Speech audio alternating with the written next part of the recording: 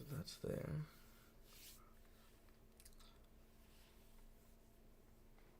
Oh, I just need to fucking set it.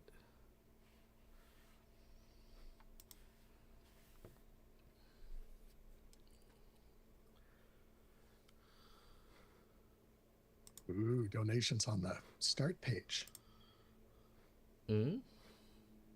Fancy. Yeah, I did the fancies. You still need to change stream elements though. Which bit? If you go bang GM, it still shows the old list. Ah, yes. Okay.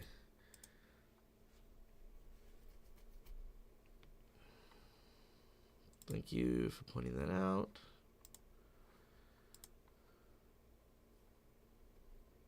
Oh, they can hear the chat, but they can't hear the music. Oh, whoops. Hiya.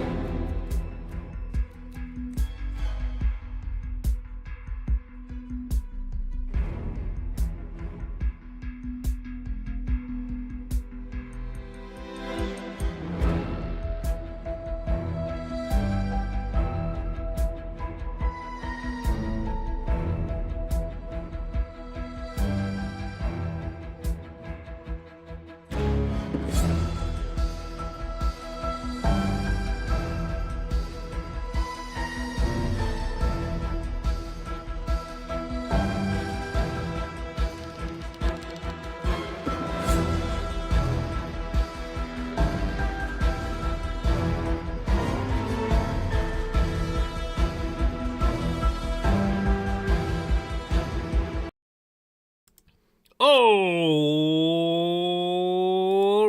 then. Good morning, good evening, good afternoon, and welcome one and all. My name is Michael. I'm the Dead Aussie Gamer, and welcome to Pathfinder 2nd Edition, Pray for Death, our Pathfinder adventure that features assassins, tyrannosauruses, murder, mystery, and of course these crazy and amazing folk who are my Patreons, who support the channel, keep the lights on, and allow me to do all these weird, wacky, wonderful, and amazing things. Guys, say hello to the folks at home.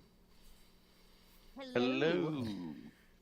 Yay, it's so good to see you all. I hope you guys are having a good weekend. We weren't originally supposed to stream today, but schedules aligned, the stars broke forth, and now we're here, which is freaking awesome.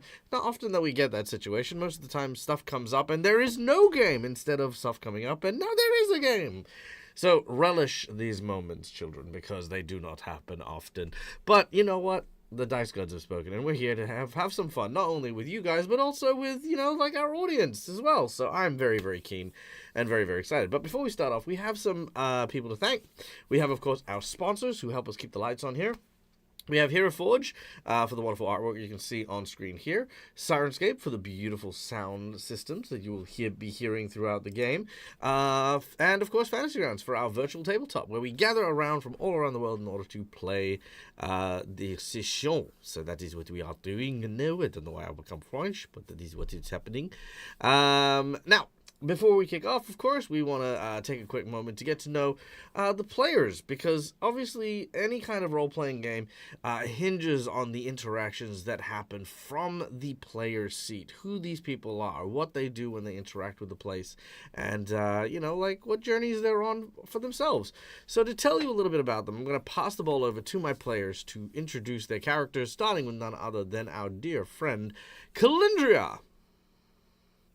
Hello, hello. Yes, I play Meg. She is a tanuki, which are adorable, and I'm really glad are a thing.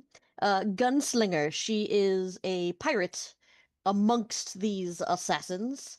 Semi-recently found that out, but they're still cool. So you're playing another rat folk. What? You're playing another rat folk. You said you're a pirate. Oh, God. Dag, I think I'm coming down with something. I may have to leave. But looking forward to the adventures and shenanigans that are surely coming our way.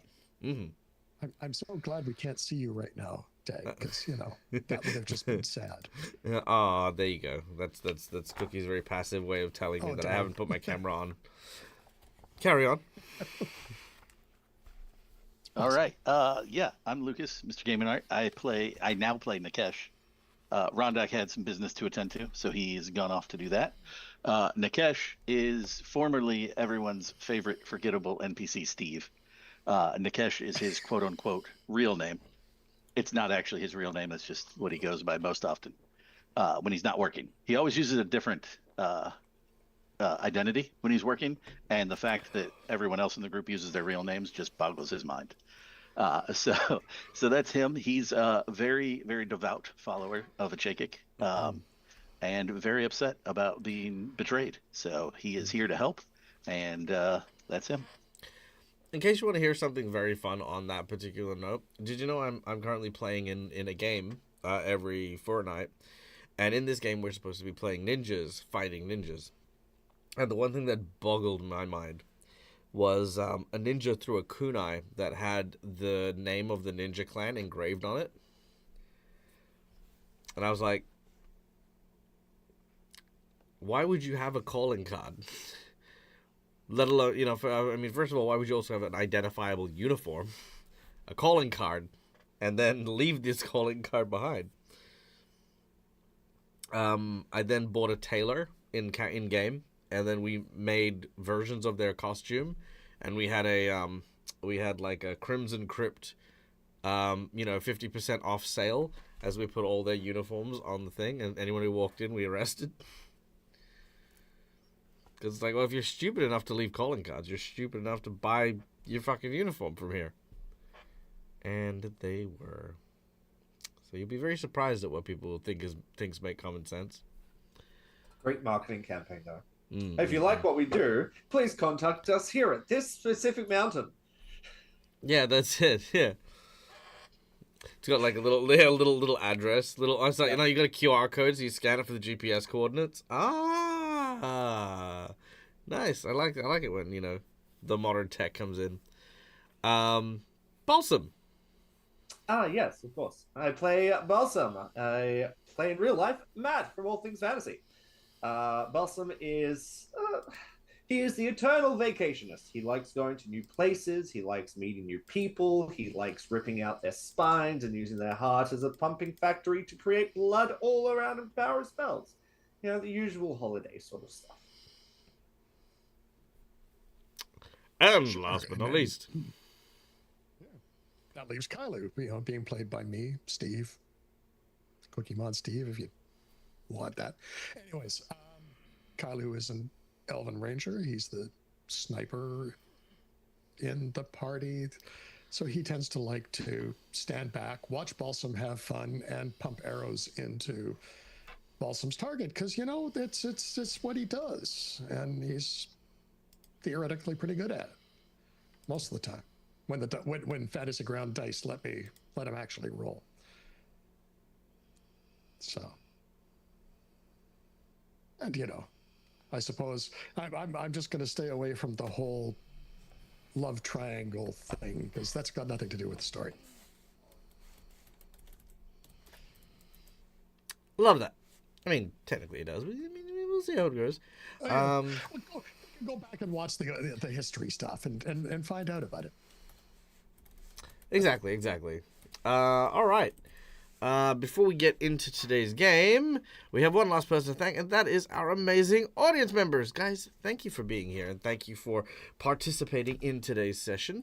As such, we like to thank you for your time and energy spent here at the Dead Aussie Gamer channel by allowing our audience members to influence the game while we play. There are a number of ways you can do so, and we are going to go through them right now. Just bear with me for 2 seconds. I just have to send this quick message.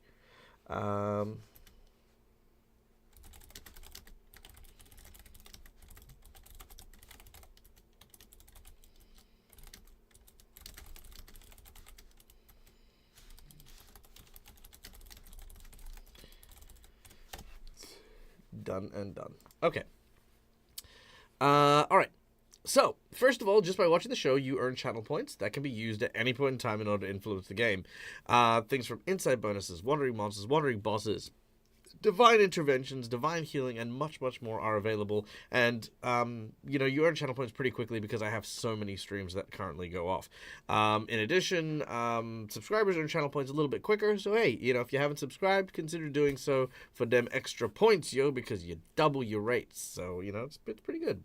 But for those of you who want to help support the Dead Aussie Gamer channel and allow us to continue doing all of this cool stuff with the now ever growing subscriptions that I need to do to maintain a few different things here and there. Hint, hint.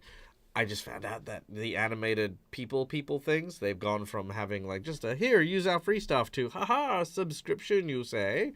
We're gonna I'm gonna complain about it, but I'm also not gonna complain about it. I'm going to complain about it because it affects me, but I'm not gonna complain about it because they do good work and they should be compensated, and I get that. I understand it. Anyway, and there is a free option as well, so it's not like you have to, but yeah, it's just anyway. But yes, what was I saying? I got off on such a tangent just then. So all proceeds go towards the DAG survival check, which, of course, like I said, maintaining the channel and doing stuff.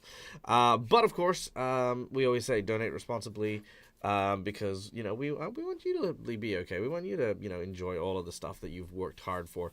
But, yes, we do have more tangible results, tangible rewards for those who choose to donate, and I have done the thing. What thing, you say? Well, let me show you the thing. Maybe.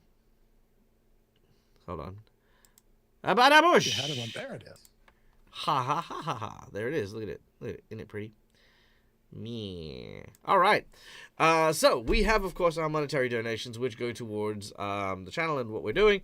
First of all, we have our hero points and jinx points at $5. For $5, you'll get either one of these little purple marks or one of these red marks. The red marks are hero points that can be used to stave off death, petition this GM for stuff that isn't in the rules, or roll with advantage.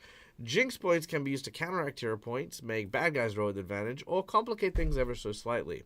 For $10, I will draw from a deck in front of me known as the Plot Twist deck. It comes with a whole bunch of random story prompts. I will select, I'll actually give you a choice of 3, or if you want me to pick randomly, I'll pick randomly. From the deck to draw out a story prompt. I will then utilize said story prompt in today's session.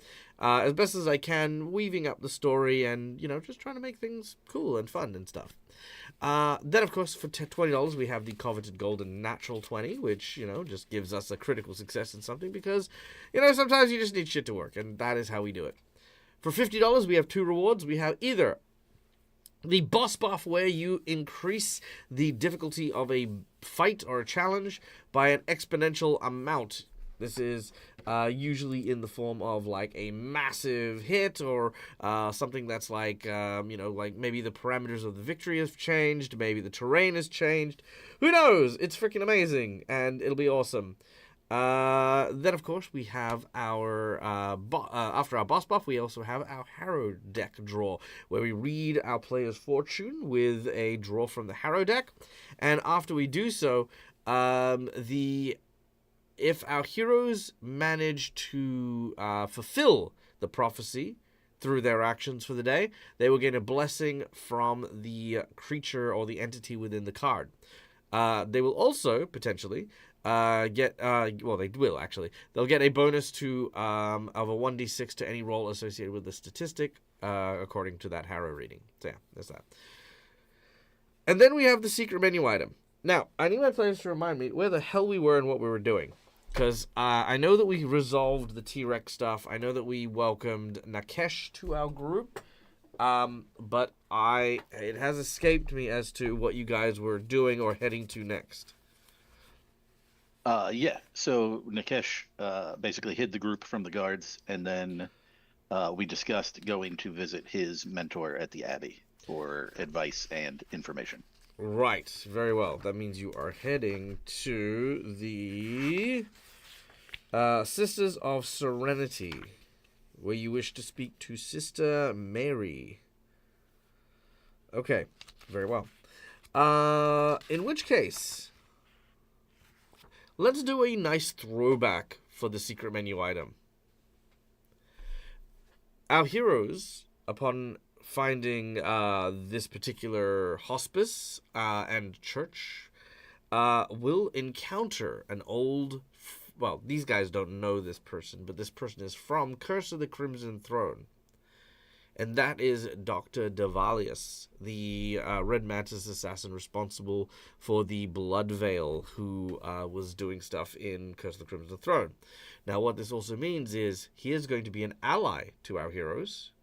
He will provide them with a wide variety of very special concoctions and the like, much like our sorely missed Nesmith would provide them poisons. He will provide our heroes with some bonuses in the form of diseases or afflictions, choking powders, and the like. He will basically help them in the way of being a alchemical supplier that will not necessarily need to come to them, and they won't need to go to him. They'll be like this kind of like almost clandestine, dead drop kind of communication thing. So Dr. Davalius will become readily available to our heroes to use. In addition to that, Dr. Davalius will also serve as a potential physical medic, so like an actual physical doctor as well. So should our heroes find themselves in a tight spot and don't wish to draw attention to themselves, he will also help them there. Now, the reason they're doing this is because back in Curse of the Crimson Throne, this didn't happen, but it is going to now be canon if this is the secret menu item. Nesmith will have rescued Dr. Davalius from Corvosa, which is how because Nesmith's currently in Curse of the Crimson Throne. He's there presently, but he'll be the one who rescued him, which is why he is now Dr. Davalius is fully on your side. He is grateful to you guys. So you'll at least have a doctor and an alchemist with no questions and no twists being on our hero side. So there you go. That's our secret menu item for the day. Questions? Thoughts? Feelings? Good? Fantastic. All right. Woohoo. Well then, without any further ado, let us now... oh wait, no, we do have some to do. We had some donations here. We had... let's see. Malakara has donated a $10 reward for a plot twist, as has... Climbing up the ladder.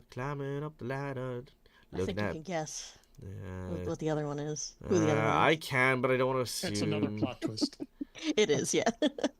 But who donated it? It was definitely It was School School Eye. Eye. Yeah, it's Yeah. School Eye. Where is I don't know how I miss it. There we go. There is a not on pre-show plot twist outstanding from 2 weeks ago. That was Nightmare, I think it was. Was it Nightmare? Ooh, trying to remember. Yeah, I think it was Nightmare. I certainly hope not, for our sake. Because I've got that one set aside. Oh, Well, dude, last time, oh, in the other campaign, I'm pretty sure was the Nightmare card, and that set in stone the distrust of Neil's character was because of a nightmare. And it lasted thought- for months. I'd like to Yeah, point out I you thought- dragged it out for months. Hey, I hey. did nothing of the sort. Everyone kept agreeing with me, so I was like, cool. Why would she Oh. be like, no, never mind. Oh, no. It was the plot twist. It was the twistiest of plots. Okay. Yeah. Okay, cool. Thank you for that. Okay, cool. So, we've got 2 plot twists to add to our plot twist. Okay. I'll pull that out aside. Here we go. All right. So, let's go. Random number 1. So, Schooly Eye, your plot twist is...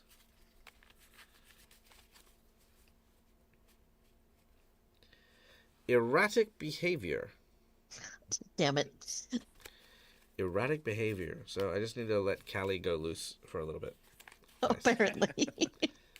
All right. And then we have a cherished gift from Malakara. A cherished gift. Interesting. Fuck. Okay. I mean, yay. I can do this. Maybe. Okay. Nah, you got this. I believe in you. Thanks, man. Okay. All right. Well, actually, give me 2 seconds while I very quickly adieu and make a note here.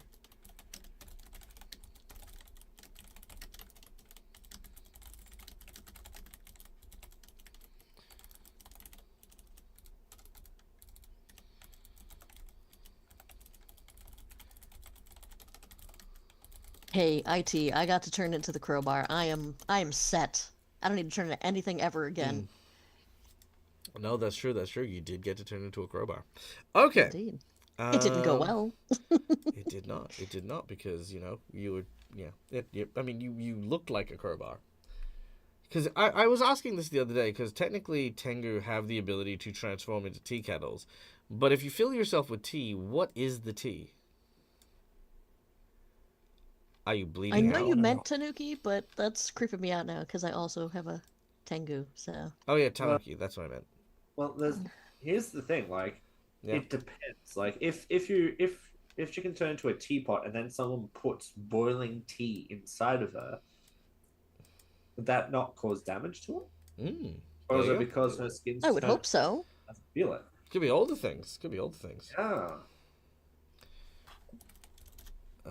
Make sure that you're a real teapot that can talk. Kind of like, I'm a Beauty little and the Beast. teapot. I was Yeah, I think thinking in more along teapot the form lines she of, has resistance to tea damage, so she should be okay. Tea Yes. day. But then what happens if someone puts coffee in there? I mean, Hot liquid resistance. We're good. but then again, hot liquid depends how hot. Like how hot are we going? It does say when transformed into an object, you can function as that object. So, I mean, you should be able to withstand hot tea being placed in. but magma, that would do the trick. No, magma. Yeah, well, yeah, magma would break a normal one. I don't think magma is a liquid. I think it's more like a plasma. It's definitely it's in an in-between. Yeah. It's true. That's true. All right. I got my music up and running.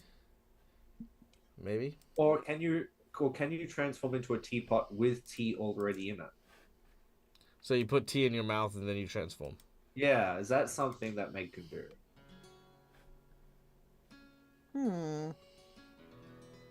Because it says assume the form of a simple tool or object, but it doesn't necessarily say. So you can see, I don't transform know. into me.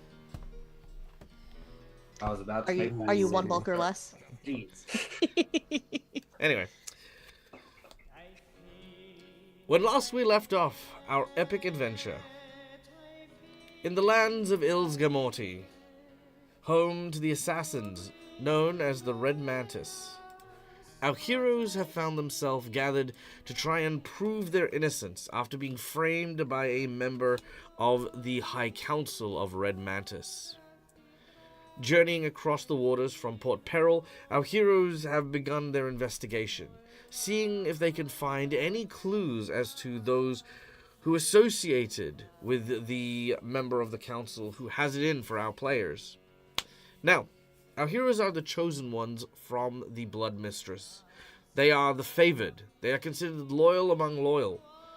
So, this must come from one of the highest places that our heroes have ever been. Last week, Rongol, our party's alchemist, needed to part ways in order to deal with a personal matter. As such, Nakesh, a member of the group who has been readily forgotten over and over again, has joined in time to point out that he has connections to the Sisters of Serenity Abbey, a church where all go for healing and guidance here in Ilsgamorti. Knowing the woman in charge, a woman by the name of Sister Mary, our heroes have at least a first port of call to go to in order to try and find their conspirators and make them talk.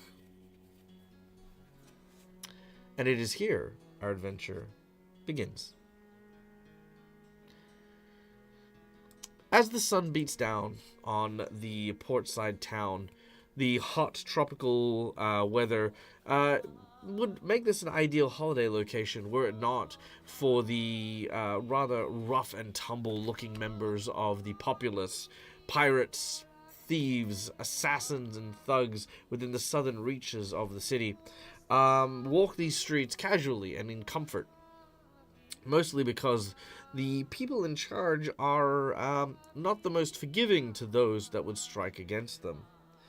More so here than anywhere else, as you approach the Sisters of Serenity Abbey.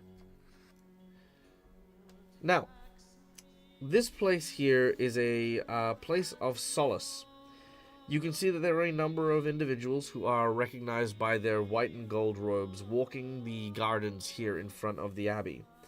There are a number of injured individuals who are being tended to by the various acolytes and priests. As you begin to make your approach, one of them seems to recognize Nakesh. This is this is Hannah Voltaire. Hannah is a 14-year-old aspiring acolyte. And as she sees Nakesh, and Nakesh sees her, she pulls out a knife and charges. Blade drawn, she swings at Nakesh.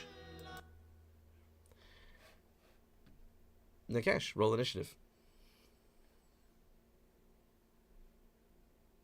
Sweet. All right. Is there?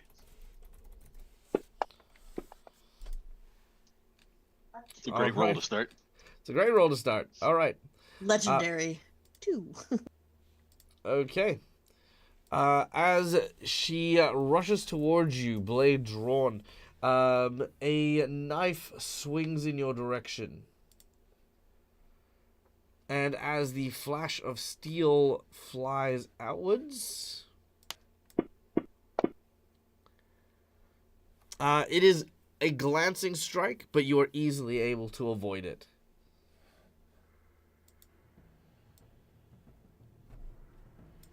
All What right. do you do? Well, what is my relationship to this person before she charged me with the knife?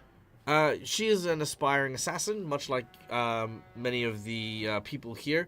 She is an orphan, and you are a mentor of sorts. Okay.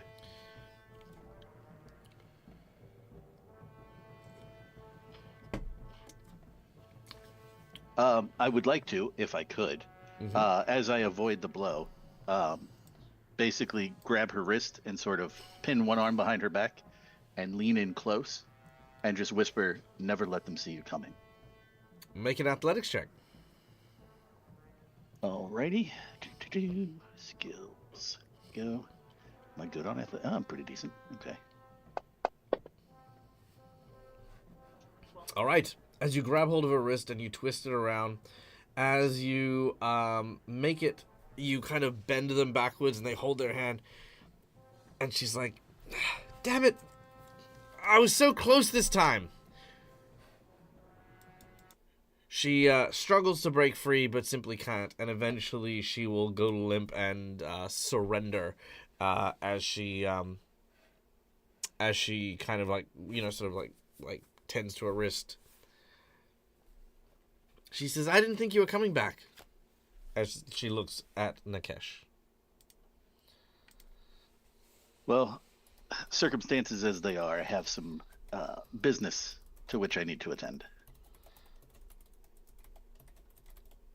Well, sister's gonna want to see you before you leave town again. Well, that's great. I actually came to see her. That's why I'm here. She's in the back garden.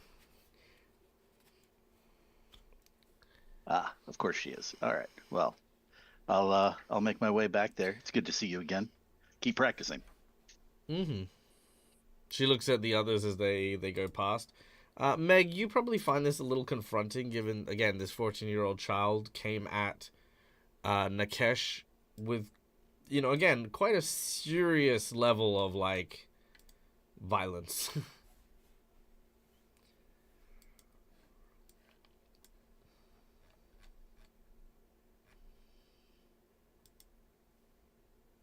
Sorry, did you say something? Yeah, sorry, her headset got unplugged. She'll be Yeah. here in just a second. There we go. Sorry about that. No, all good, all good. I was saying, is that odd though? Random people trying to stab one another. A 14-year-old girl coming at them like that? Yeah, that is odd. I guess. Well, I feel like she would just lean over to either Balsam Kailu or Pietra, whoever's closest, and just go, "Is that normal? Is that a thing you guys Yes. do? Oh, No, okay. no, it's not normal at all. All right. By One that said yes, age, one I said would've no. made contact. Yeah. But we all learn differently. She'll get it eventually. As you enter the Okay. building, you can see this is a one-story complex. However, there are these strange nooks and crannies that seem to be built almost into the roof of this place as you enter. You can see that there are a number of places and handholds, almost as if it were, on the surface a church like any other, but deeper underneath, this is a training ground for assassins.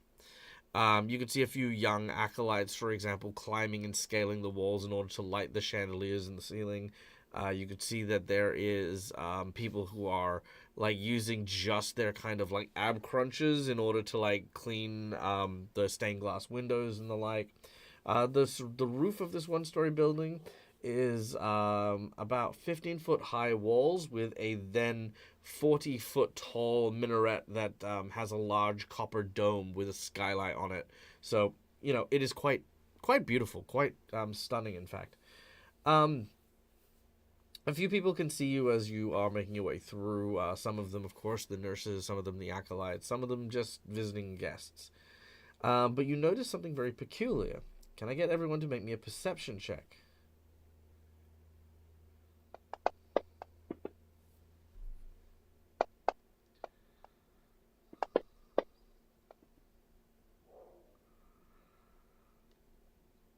Okay. Wow. That's pretty solid. Nikesh, you are the only person who's really noticing something is off. Oh, and Meg. The both of you notice something's off. You take a closer look, and as people are moving, they are being moved out of the temple, almost as if they're evacuating.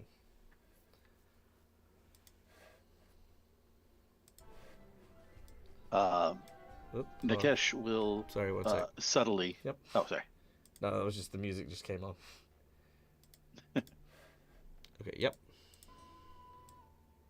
Nikesh will subtly sort of step back, because I imagine he was a couple of steps ahead of the group leading the way back there. Step back to them and whisper, "Something's wrong here. They're being evacuated." Okay, so the attempted stabbing is normal. Leaving is not. Got it. I think I'm following. Nikesh, it's not like we're trying to hide who we are at the moment, are we? I thought that was the point. I thought that's why we covered all of our normal garb here. You are currently all in different, sort of attire for, yeah. Well, then they probably think we're strangers of some description or something. It looks like they were evacuating before you arrived. Yeah, before we got here. To yeah. be clear, no, it's not everyone Yeah, like sees they're you. in the process They just of an evacuation, yeah. Belton rolled That's in still that weird. one, it's fine. That's what he... We walked in, they started evacuating. That's not good. I'm assuming that Kyler sees the same thing since I got the same perception check as Nikesh.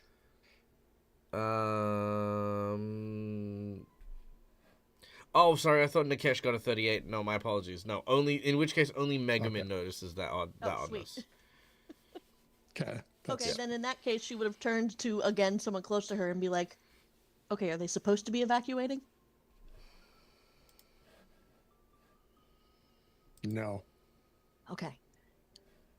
Why are they evacuating? And that one, she's going to look at Nikesh. That's an excellent question. And I imagine Nikesh would then begin to move a little bit quicker toward the garden where Sister Mary is. Okay. You head out the back to the garden. Sure enough, waiting, kind of again tending to the garden itself, is what looks to be a very comely elf who looks at you and smiles warmly.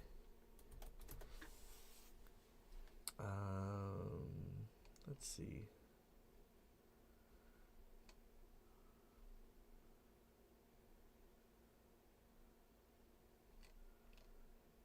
I hope this is going to sound good. Maybe? Could be lying.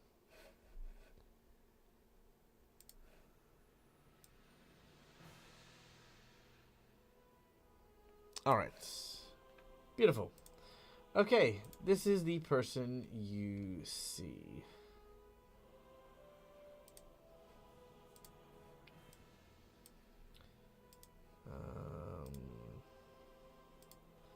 You're not going to give me a picture? There we go.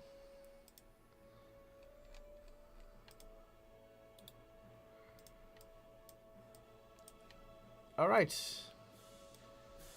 Again, a beautiful, comely elf, dressed in the white and gold garbs.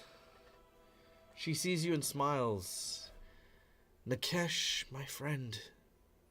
It is good to see you, child. Come. Join me under the shade of the great oak.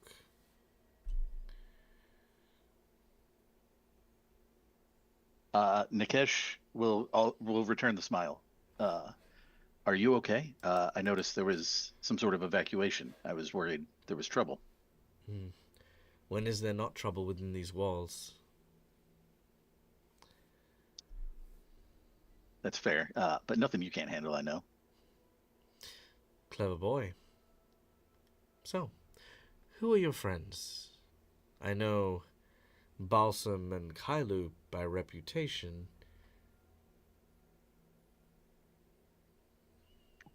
Yeah. And taps his So arm. this is Meg. She's a new friend of ours. Charmed. Meg will just sort of raise a hand to wave. She smiles and she says, I am Sister Mary. A pleasure to welcome you.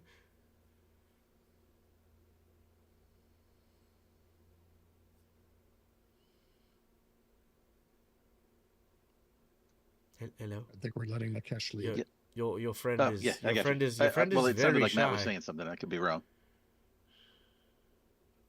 But yeah, it's good to see you again. It's been far too long. Yes, trouble has stirred far and wide for many assassin agents. We often fail to have the time to come and visit such places. After all, I know that you have traveled quite a ways by now. It carries on you, worn like a comfortable shawl. You're not wrong. It has been a long journey. That is for sure. If you have the time, I would seek your counsel about something. Of course. Come, let us speak in the Abbey. Of course. Lead the way. She leads you back in, her movements smooth and graceful. Can I get everyone to make me a perception check as you follow her?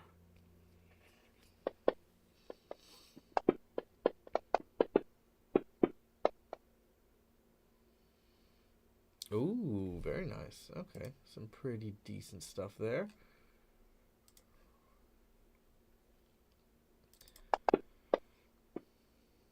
Oh, that was awful. I'm going to try that again, actually.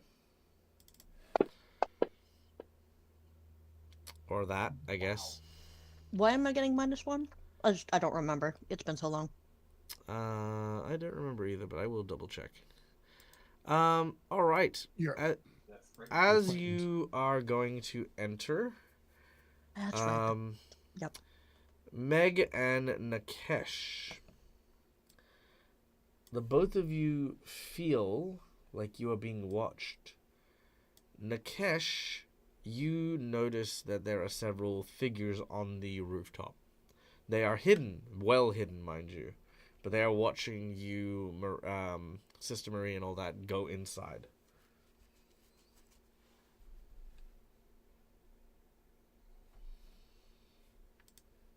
He will, once again, very subtly, I imagine Balsam and Kailu, since they've worked with him before, would know. With a very subtle motion, he's going to let them know that they have company up above, essentially.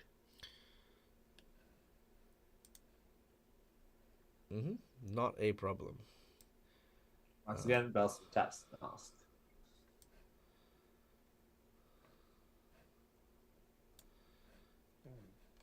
Okay.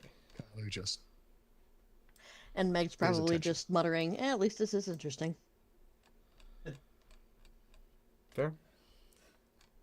Never a dull moment here, I imagine. I'm noticing, yeah.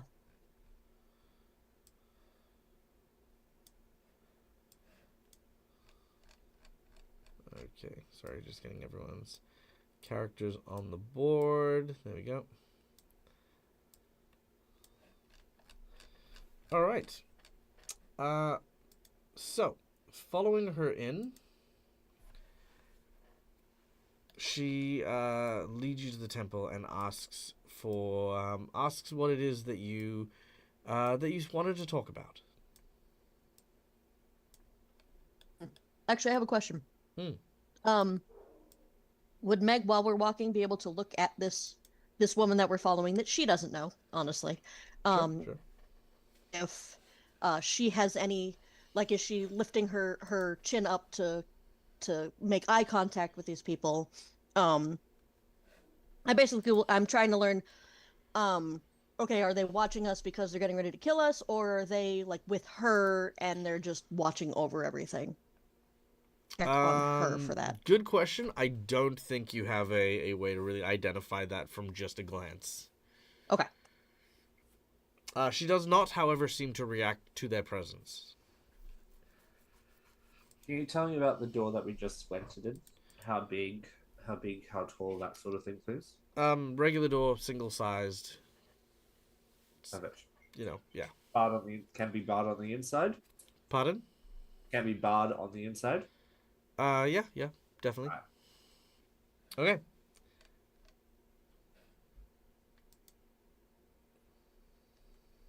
So before I start talking to her about what I want to talk to her about, I would like to look around just to make sure there isn't anybody too close that might be eavesdropping. You look around. The temple is abandoned. There is not a single soul in sight within the entire complex. Sweet. I love that and hate it at the same time.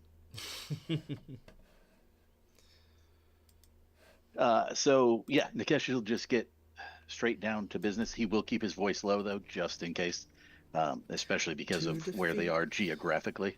The Huns. Yep. Okay. By this point, I imagine you have heard of our circumstances, as well informed as you are. Yes. Very few situations require the attention of all agents. Learning that Balsam and Kailu were still alive and with you did come as a bit of a surprise, I will admit. I also trust that you know, having trained me, that the rumors are wholly unfounded, and we've been set up. And I have come to seek your guidance and any information you might have that could help us to clear our names and find the people responsible.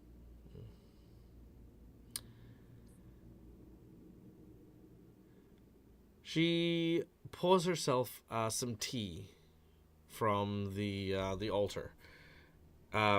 It's still in a hot kettle that that as she pours it, fills the area with this like very sweet aroma. Nothing suspicious, just tea. I do, indeed, know quite a bit. Powerful forces are at motion, and they are hanging over you like an ill cloud of fate. She drinks from the tea. She says, I do have things that can indeed help you. And she holds up a letter. It is bound in red leather, embossed in gold, with the title Sisters in Serenity. It looks like one of the mission dossiers, as if the Sisters of Serenity were given a mission. Is she just holding it up, or is she offering it to me? She's holding it. She sort of slides it across the altar. Nikesh will pick it up and open it and begin to look through. So, Nikesh, you go up to the altar.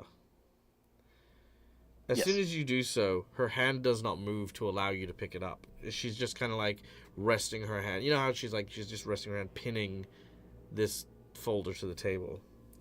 Right.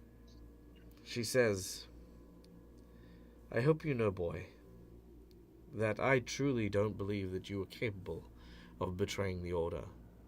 I trained you far too well. For if you had betrayed the Order, you would have slit your own throat. Which is why the person before me is not the boy I had trained.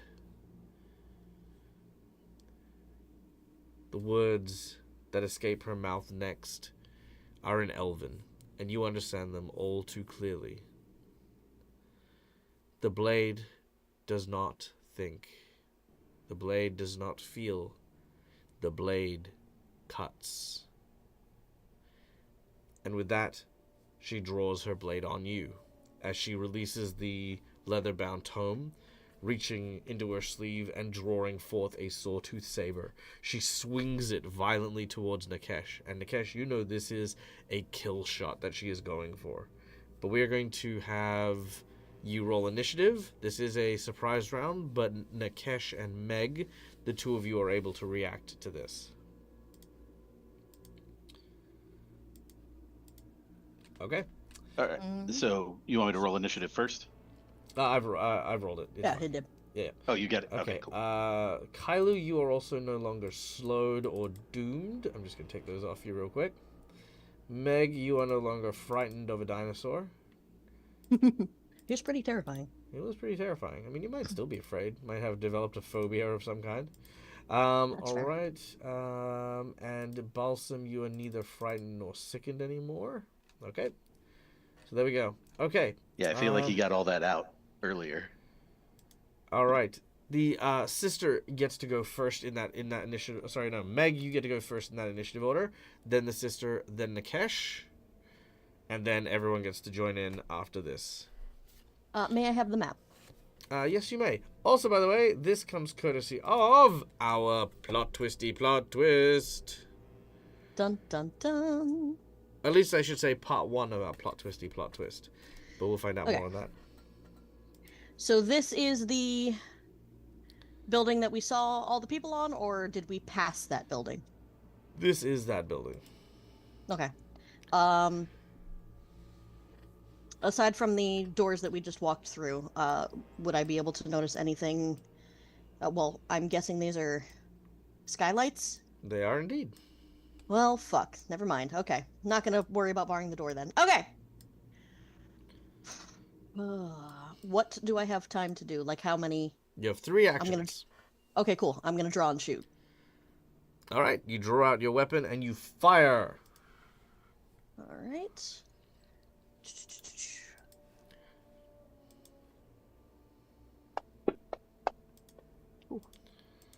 Oh, that bitch. She And dodges. And then I'm going to get away from everyone, so I'm going to try to... Oh, damn it, hold on. Let me see what my movement is real quick, sorry. 30, so I'm going to go... I can't move. Oh, sorry. There you go. Thank you.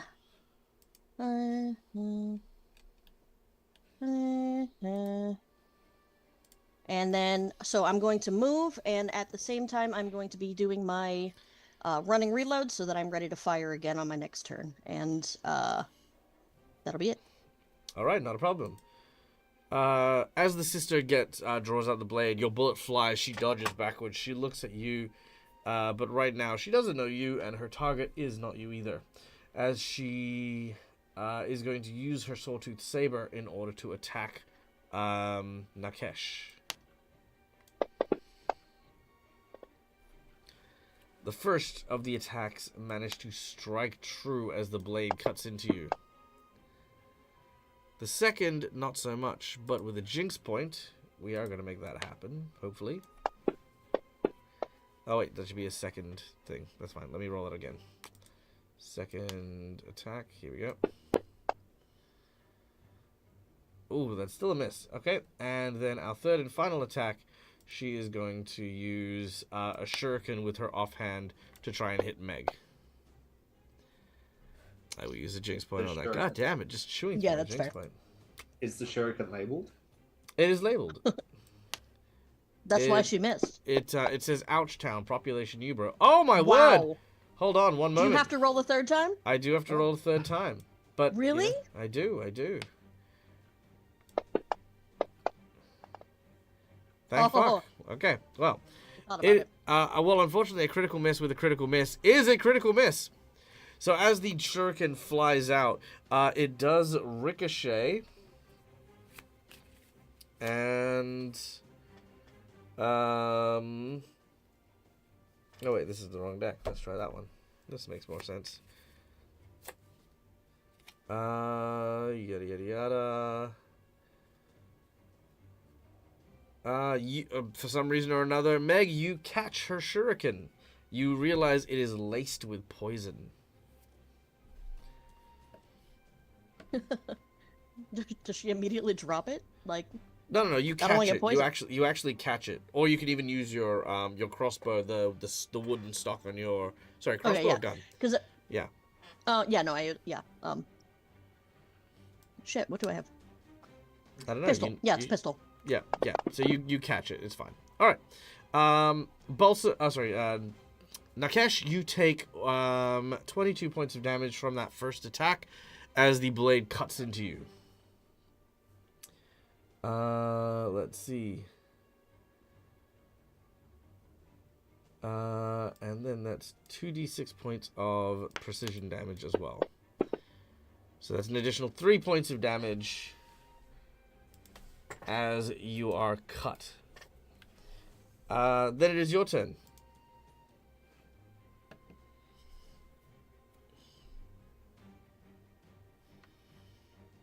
All right. So, after taking that hit, he is going to reach back under his cloak and draw both of his sawtooth sabers as well. Mm-hmm. And using double slice, will attack her. 2 hits. Nice. Hopefully Both blades rise up as you go for your attack.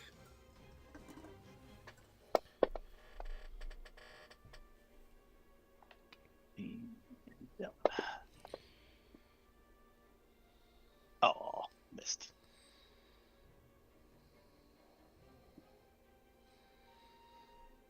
All right, so that's 1. Mm-hmm.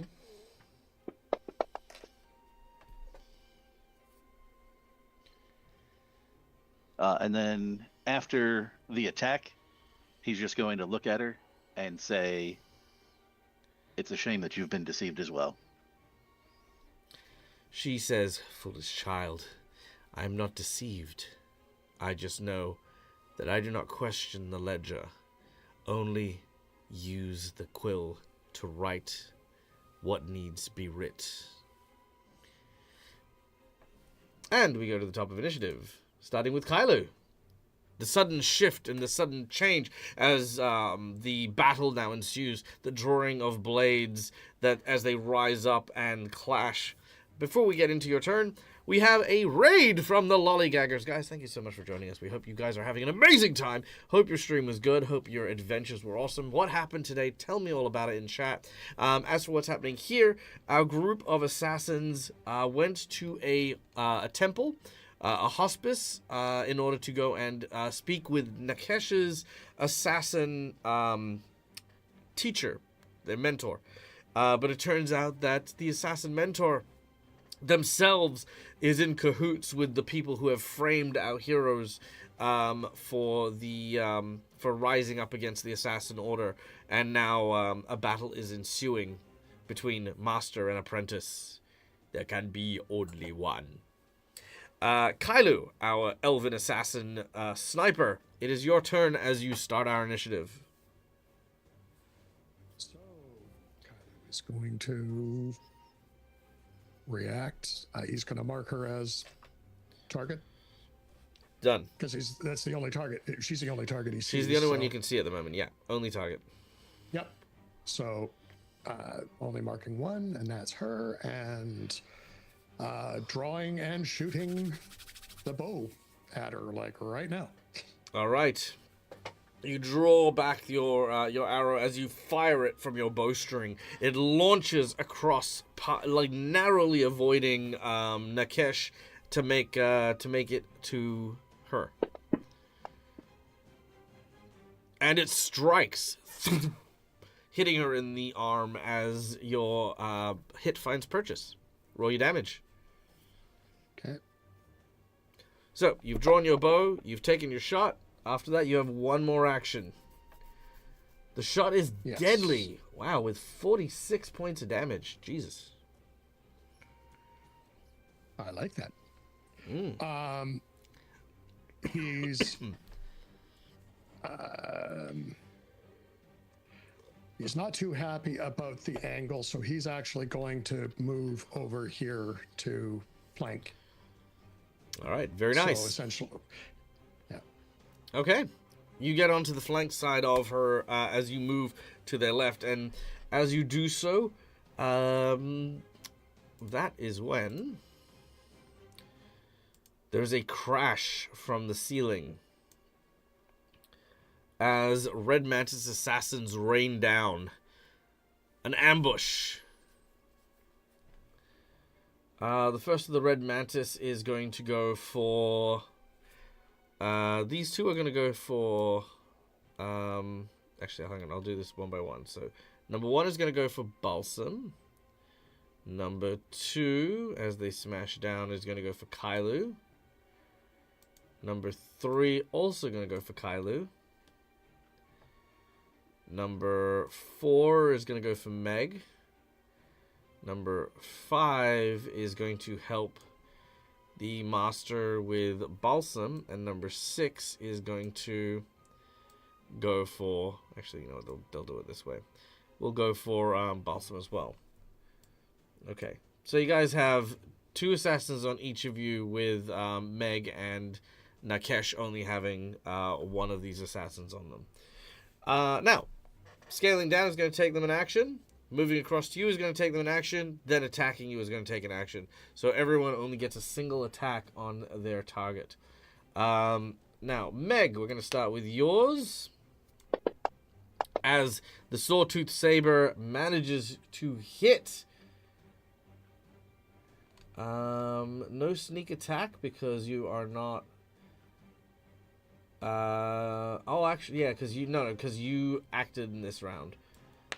So that's going to be fine. Alright, that is 10 points of damage. The second assassin. Now, Balsam, you haven't acted in this round yet, so they actually get a regular surprise attack. So you are going to straight away be off guard. The first assassin's strike is going to hit. Hold on. Question? Yep. I would like to, as a reaction, use deflecting shot, which should add a +2 to his AC. I don't think it would work in this case. I'd recommend holding off on for this one. Why wouldn't it? Because, I know what his AC is because I wrote it down. Yeah, so... Wait, why is that still hitting him? Because the 35 would still hit. Oh, yeah, it meets it. Yeah. Which means a +2 would make him miss. But he's off guard. Yeah, I'm off guard. So it reduces it by 2, and then you would add an extra 2 onto it, so it would still hit me. Yeah, he's off guard, so he takes a penalty. Does that make sense? That's how flanking works in this one, not... Yes. That's right. Okay, yep, I'm getting Pathfinder 1. Okay, gotcha. That's Thank how I you. was like, also hold off other on that reasons, one. but yeah. hold Okay. off on that. So, Balsam, can you add another 7 points of damage from the sneak attack from that guy? Easy. And then the second assassin is going to get a 33. Now, if you wanted to use deflecting shot, that would help you here. If it would help, then yes, I would do it. All right, not a problem.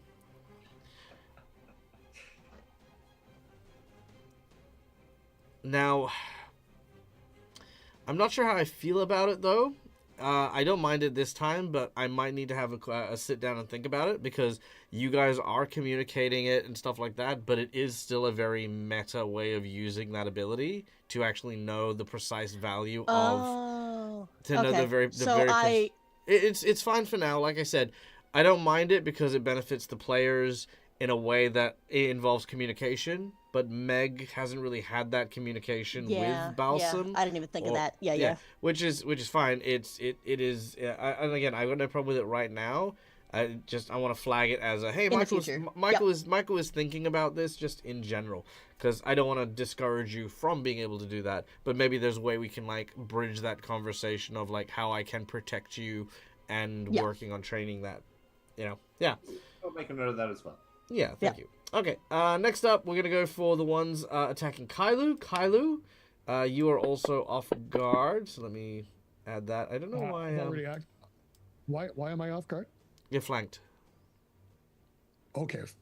It's the flanking part. Okay. Yeah, because you're both being flanked, and they've also got surprise opening, which you don't need to worry about surprise opening because you have already acted, but you do have off guard.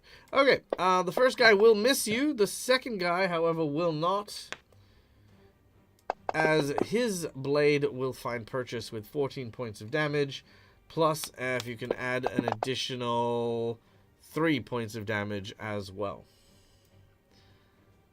Okay. Did it add the 14? The 14? Yes, it would have added the 14 as well.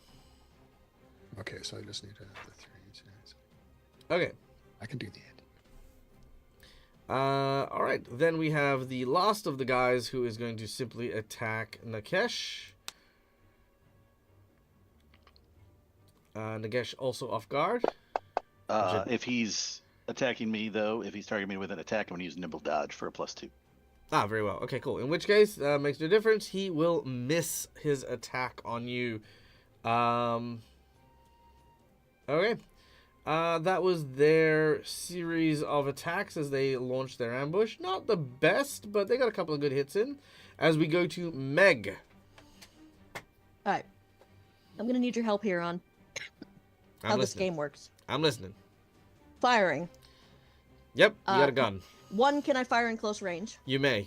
without taking penalties? And 2, There's no penalty. if I fire at someone outside of the guy right next to me, do they get... Absolutely not. Okay. So, to reiterate again, you can shoot in melee, you can shoot in point blank, and you have no penalties in order to do so. Yeah, okay. I mean, Attack- like, if I fire at Yep. Mary there. Yep, you can Would shoot. that be a problem? Nope, you can do that. Alright, cool. I'm going to... Because I would have loaded the, what I was gonna do is loaded the bullet with your name on it. Nice, And nice. I'm gonna fire that at her. Ooh, very cool. Okay, for the folks at home who do not know what that is... Oh, you want me to say it? I thought you were gonna say it, sorry. No, you do. This is your character. So basically I fire it, and it hits her. And then it functions as its own independent spiritual weapon. And will passively damage her. But, you know, at a low amount of damage. That's a free action every turn I can do it. Alright, take your shot. Alright. I better not. Better not miss.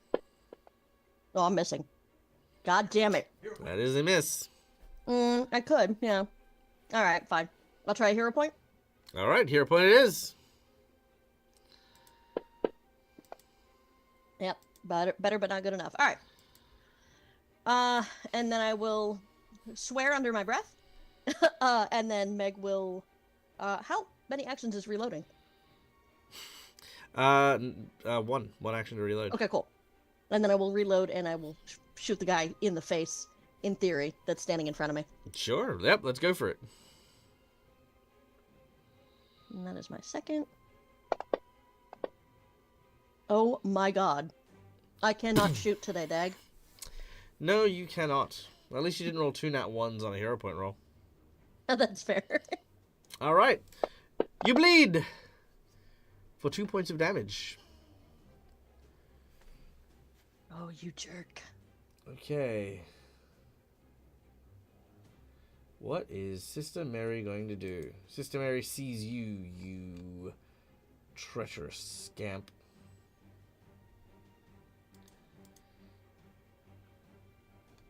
And she is going to use...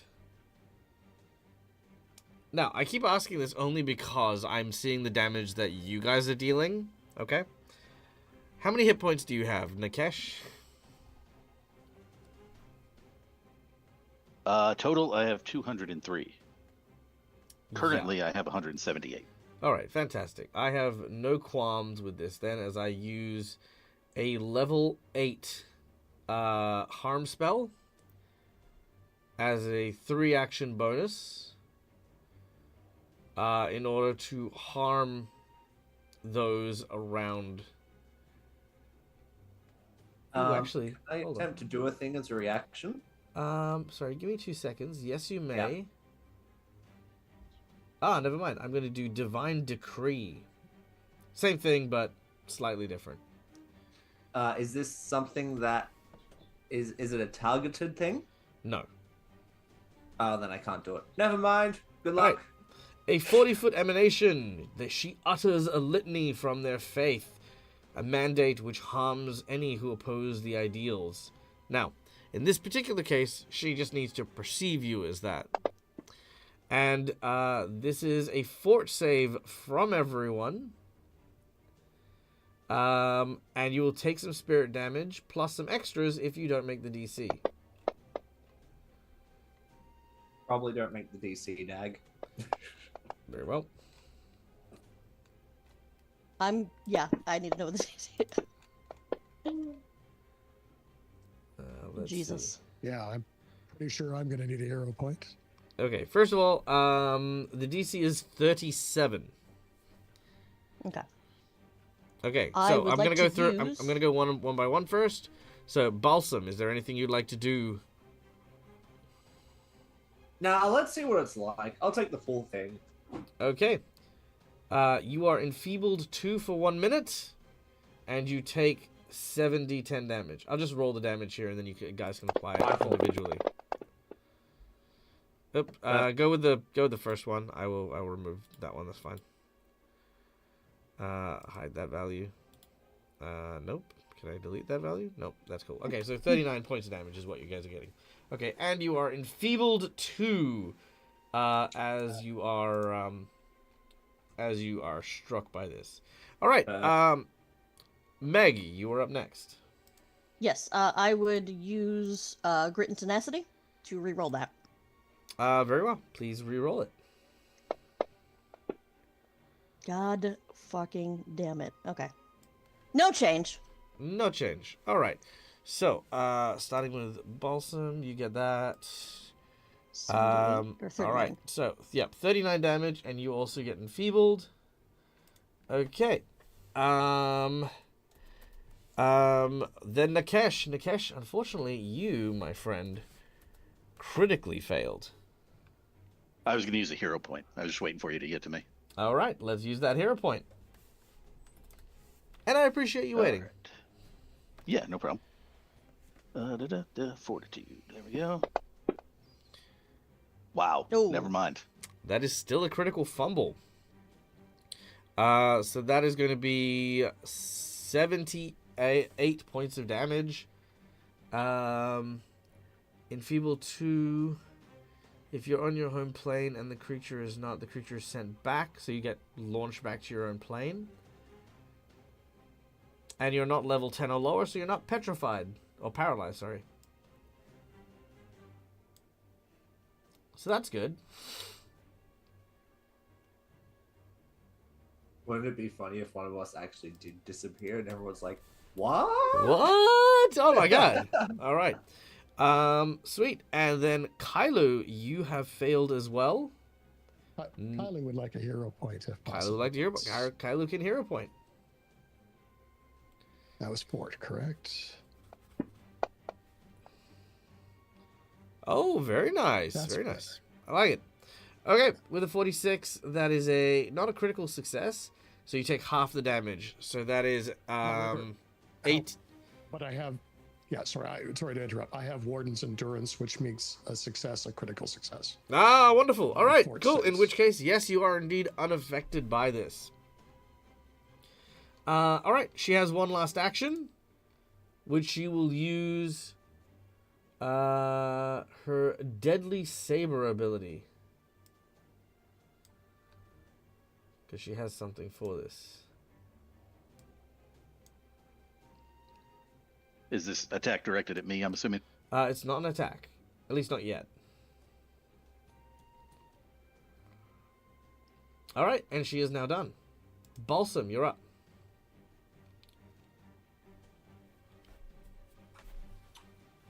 There's a lot happening.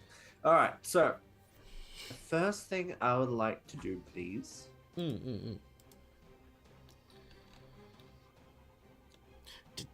is I would like to cast a focus spell, please. This focus spell is called Consuming the Darkness. Around him, a So Balsam's shadow starts spreading out in a 5-foot circle around him. That will increase per every time he concentrates on it. Those within 5 feet must attempt a reflex save. So I will drop that reflex save on the 2. Yep, go ahead.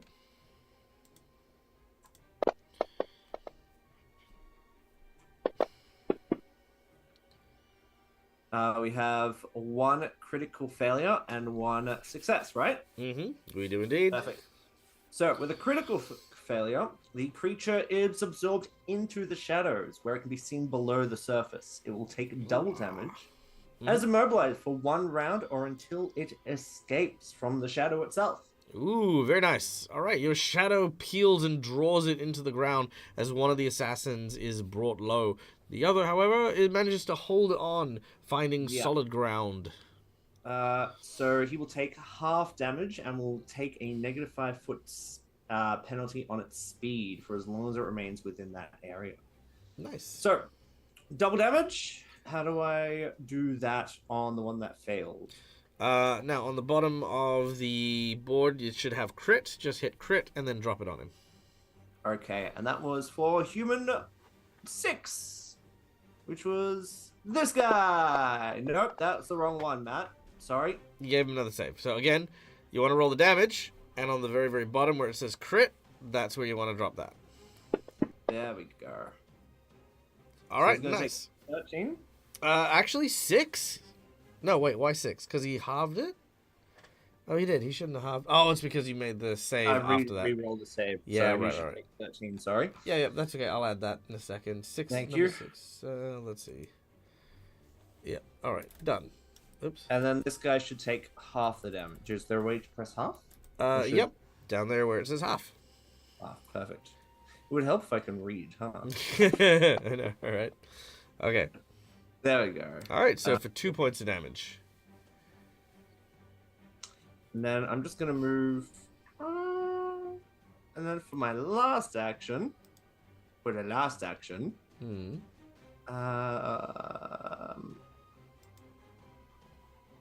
know, I'm just going to punch this guy in the face. The one who's still standing.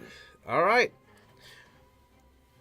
Also, when you say they're immobilized, are they actually, like, unable to attack you when they're immobilized? The one that critically failed? Yes, because he's under the ground. He's absorbed in the shadow. He's going to have to do an escape check. Can he stab your foot? You can certainly attempt to.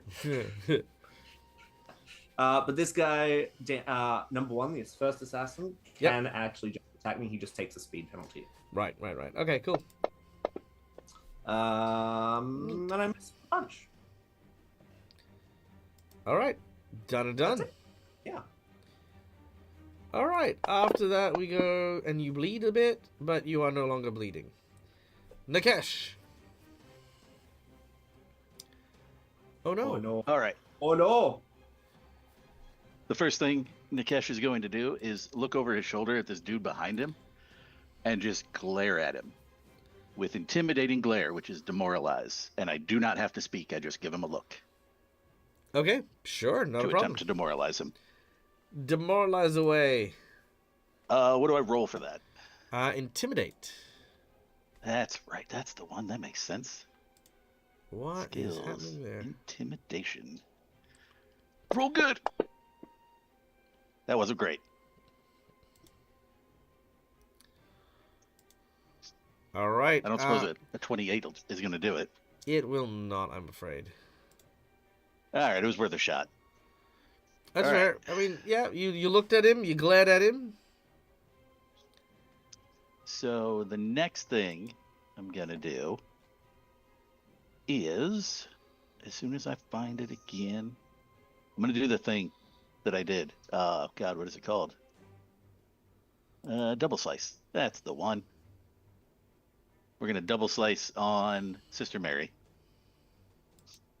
All right, double slice on Sister Mary. And here we go.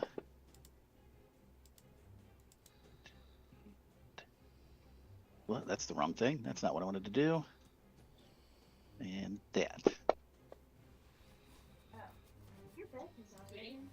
I can only hit for one every time, it seems like, but that's all right. That does seem like the thing. I really need to either miss with both or hit with both, because I have things that help me out if I do either of those things. Hmm. Ooh, not great. All right. All right. That's not terrible. It's not terrible. What is happening there? It pales in comparison to the 78, 79 that she did to me. That's very true. That's very true. Okay. Well, Nikesh, that is 24 points of damage. As we return to the top of the round, where Kailu, it is now your turn. Okay, thank you. I believe you forgot to take the hero points for our fort saves. Yes, I did. So let's see. Who used a hero point? Meg used a hero point. Nikesh used a hero point. Balsam, I don't think did he? No. And Kailu used a hero point.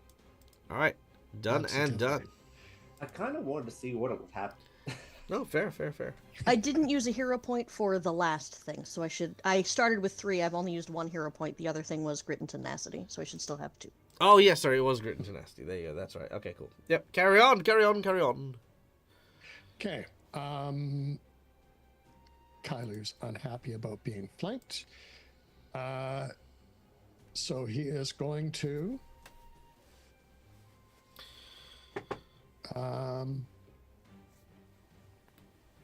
he's going to step back.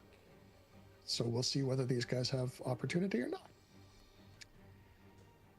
to get unflanked. That's action 1. Action 2 is he's changing his marked targets to these 2 nasty humans. So that's action 2. And then the third action is he is going to, since he's got his bow in his hand, he's going to shoot at them, but he's going to trigger the split head feature on it. So he gets to target both of them with 1 shot. Oh, no, my apologies. That's a double action.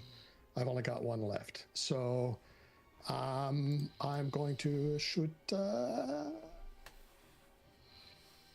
at dangerous human number 3. All right, you take your shot at dangerous human number 3.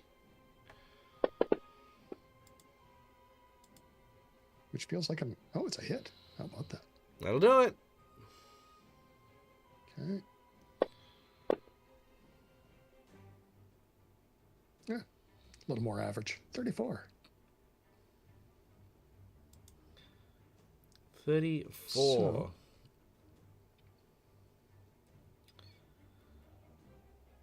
all right. Done and done as you land a decent blow against your adversary. They are still at large, but yeah, focused on trying to take you out. You are continuing to bleed bit by bit from their injuries. Okay, at this point, could I get... let's go with Nikesh. Can I get you to roll me a percentage, please? Already.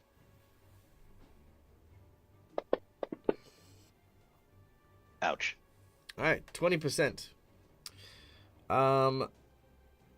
Mary tells the other assassin that's in front of her to leave her. She'll take care of her student. Go and help the others, and he will go off and help here. So Okay, rude. 2 assassin attacks. Let's see. So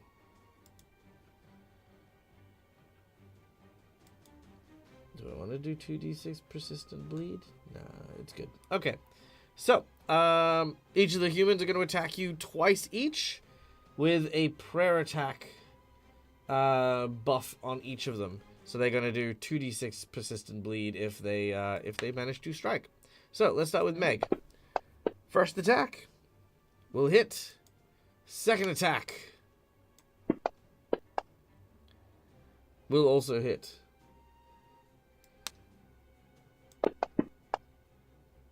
All right, Meg, that was painful as they slash at you. You also take 8 points of sneak attack damage.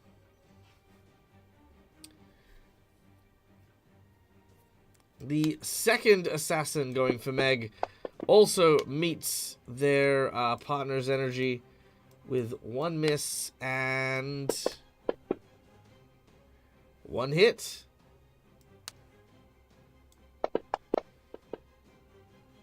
All right, Meg, a series of very, very nasty attacks have left you quite injured. You are now bleeding quite profusely. Balsam. Does he not get sneak too?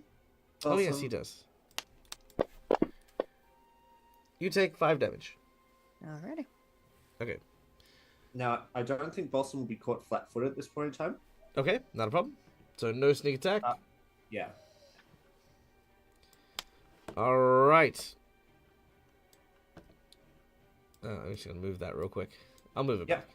So attack number 1 and attack number 2. Oof. Okay. Critical hit on one of these attacks. And then a regular attack to follow. Now, how does the other guy break free of the shadow stuff? He's going to have to try to do an escape check. Ah, very well.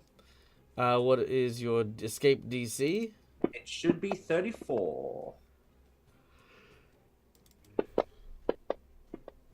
Nope. Nope. And... yes! Alright.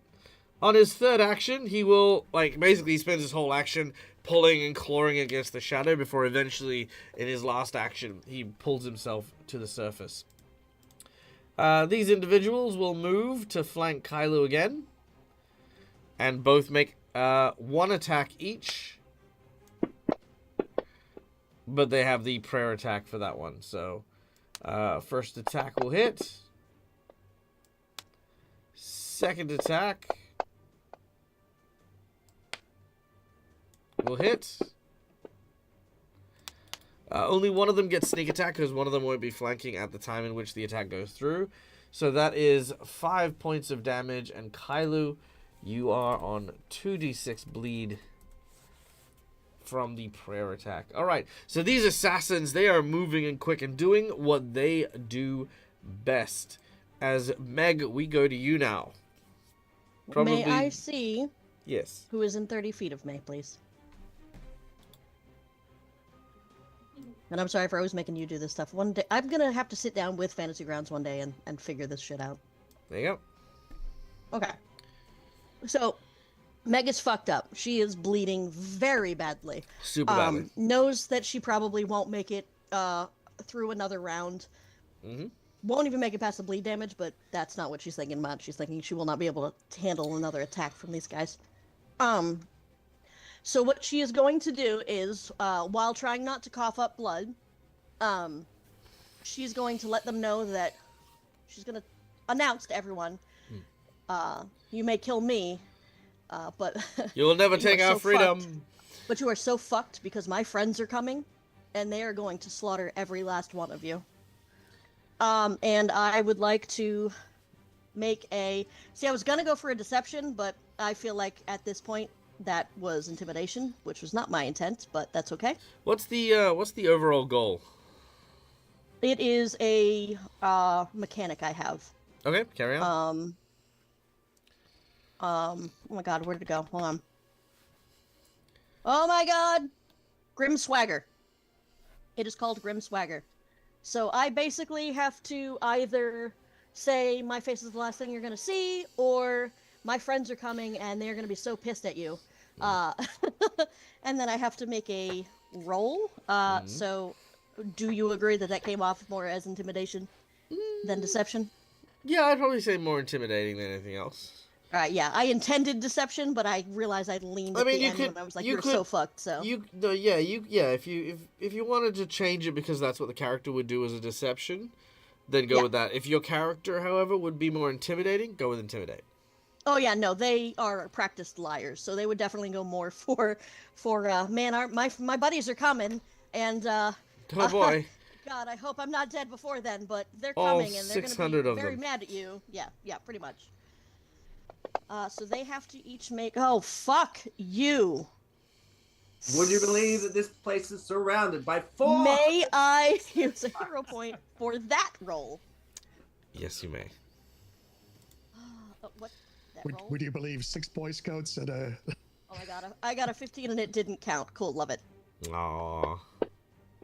Okay, 14's close enough. Okay, so they now have to make a will save and beat that number. Everyone within 30 feet of me. Okay, I'm gonna give them the will save in pairs. Okay. Okay. What's the DC? It's 39. Okay. They have to get a natural 20. Yes. Are you sure the DC is 39? It's my deception roll. They have to beat. Really? Mm-hmm. Do you mind putting a link to that real quick? Yeah, as soon as I find it again. Hold on. I Yeah. knew you were gonna ask that, so. No, no. It is quite high, especially when you get to a certain point. Like, a lot of DCs tend to be. Let's see, yada yada yada.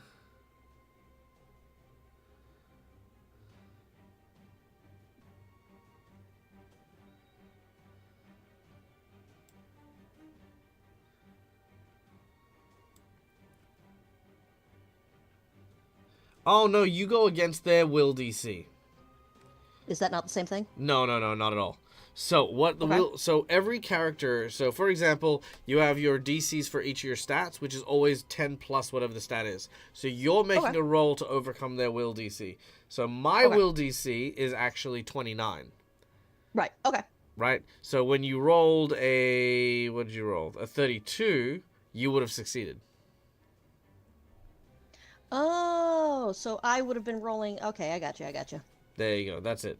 Okay. And against the mistress, her will DC is 40.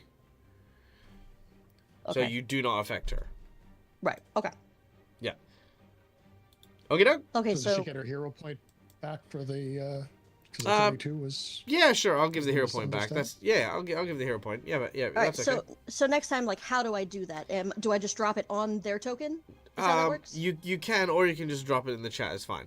If it's a Okay. will DC, like I said, it's just a flat thing. But yeah, all good. Gotcha. Okay, so on a success, the creature becomes frightened too. Okay, so she becomes frightened too.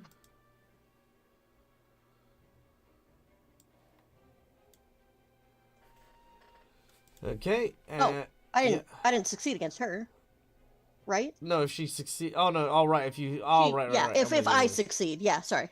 Right. Okay. Cool. Sorry, I thought you meant. Yep. I'm with you, but that's okay. I'll drop this on them. And no one So, critically failed that, right? No. Okay.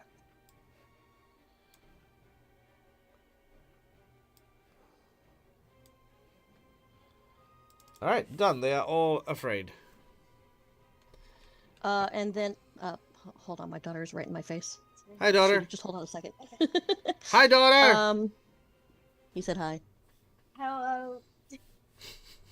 And then is there any like I just want to move without taking an immediate attack of opportunity. Is it 5 foot So, here? fun fact: Pathfinder Second Edition. Most people don't have attacks of opportunity unless they are trained specifically in it. That's right. You do, however, have the ability to take a guarded step, which is moving only 5 foot as an action if you do wish to avoid it. However, being flanked makes it impossible because there is no 5 foot gap you can go to that takes you away from both of them. You could 5 foot and go to here, or probably better to here, and in doing so, you can at the very least force the other one to move to get to you. Right. Okay. So Meg would probably. Ooh. Or you can risk they don't have an attack of opportunity and just run I was gonna wherever say you want. because she's doing very badly, so I do think that she would take that risk to. And again, not realizing that the persistent bleed damage is gonna drop me anyway, I do I mean, feel it like might she would not. just try to move. Yeah, go ahead. Move. Do it! Do it now! Come on! Get a move on! All right, Put the so cookie probably down. just to there, and then that would be my turn because that first thing was 2 actions. Alright, let's see how we go. That is 9 points of damage from the bleed. I had 8 hit points. You do have hero points if you want to try and stay up. Oh, yeah, but doesn't the bleed stay active? The bleed will be staying active, yeah. Then no. Very well. Alright. Wham! You go down. You are dying 1 as you... as guys, you basically watch Meg hit the ground. It is then Sister Mary's turn. Dawson thinks to himself, damn, hopefully I can collect the body before it cools down. Okay, sir, how fucking dare you? All right. Sister Mary By the way, looks. did you- Sister Mary looks at Nakesh, and she says, "Boy, no. What am I gonna do? Boy, you done fucked up now. I'm gonna send your body to meet your god." Okay. I did my divine decree. That's been done. Let's give you some divine wrath. Maybe not wrath, because I feel like that's a bit overkill. Let's go with vampiric exsanguination. This is fun. All right, you ready for We some? don't like it. We don't like it when Pietro does that. I don't think we're gonna like it when it's done to us. This is a spell that you have to target someone, right? Nope, 30-foot cone. Okay. Ah, he's so excited for the targeted shit. Let him do it. No, I want to use a big spell. no big spells for you. Oh. Okay. 30-foot cone, eh?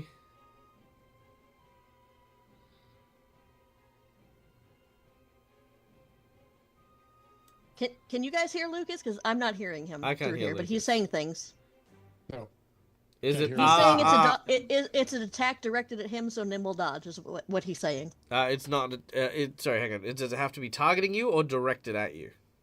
Because it's a reflex save, so your AC won't matter. Oh, okay. That's fine. He said, "Okay, that's fine." Okay. Unfortunately, through the sheer miracle of life, all 3 of you are in the cone. I was not expecting that, mind you. Okay. So, I need a fort save from Tyler's big everyone. left toe is there. Yeah, right? It's like your big toe. Alright, I need a, fort save from everyone. I That thought you is said a- reflex. Sorry, my mistake. Fort save. Okay. So that is a Fort save. no from Balsam. A no from Kailu. And a no from Nakesh. Alright, vampiric exsanguination. I was going to say, Kylie would like to hero point that if you could. You can. I'm just going to tell you how much damage you guys will have taken. Okay. So that is 58 damage from this attack. Which will actually hit the 2 other dudes as well that you can see that are there. I will roll for them in a minute. Alright, real quick. Balsam, hero point, yay or nay? Yes, please. Alright, go for it.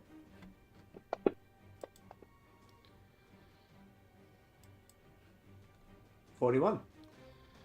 41. Very nice. Okay, that is going to halve the damage, which would be 29. 29? Perfect. Yep. I can add that. Okay. Nakesh.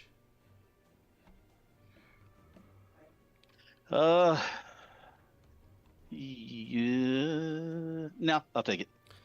Okay. Like a bloody champion. Alright. You take 58 points of damage. And then Kylo. Tyler would like to hero point. Sorry? Hero point, please. Hero pointing it. All right.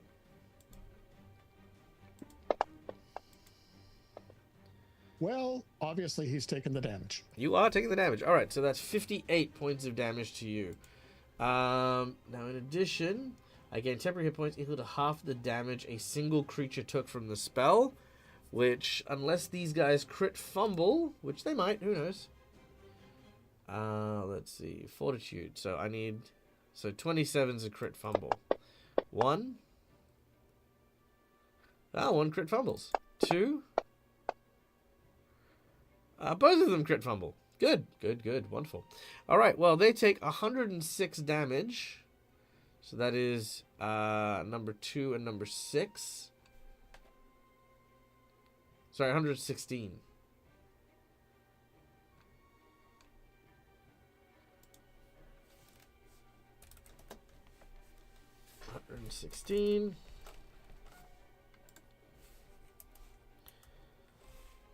Come on, you.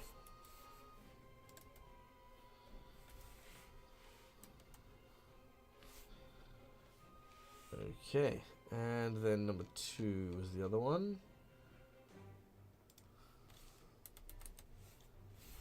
Oh, come on now. There we go. All right. Which then provides Maria with 58 temporary hit points.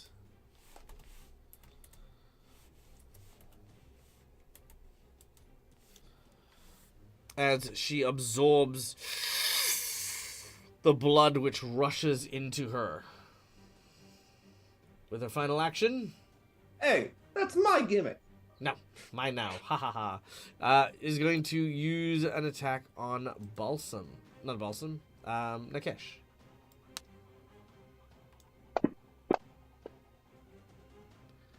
Alright. The damage goes through, and Nakesh, you also take an additional 26 points of damage. And your bleed is increased.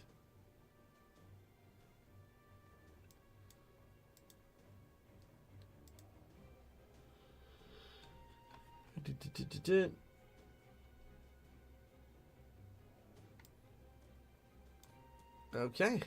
Done and done. After Maria's turn, we go to Balsam. He's going to concentrate. The zone increases by 5 feet. Okay. I'm going to have to do another reflex save, please. Really? Okay. Guess I will. Reflex save number 1. Critical fail. Number 2, also a critical fail. Fail as well. Wonderful. They both disappear into the shadow. Does it re-trigger every time?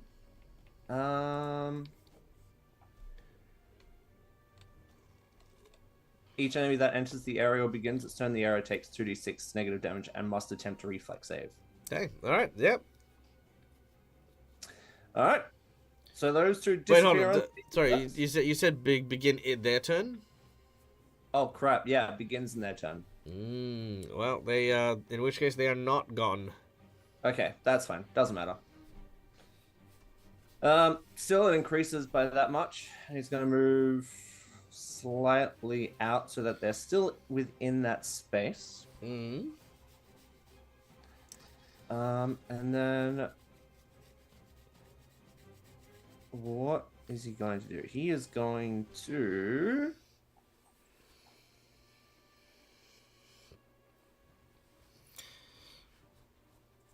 do a thing, and this is going to be a really cool. she stole your blood, Balsam. I mean, She really did steal my blood, and I'm very unhappy about that.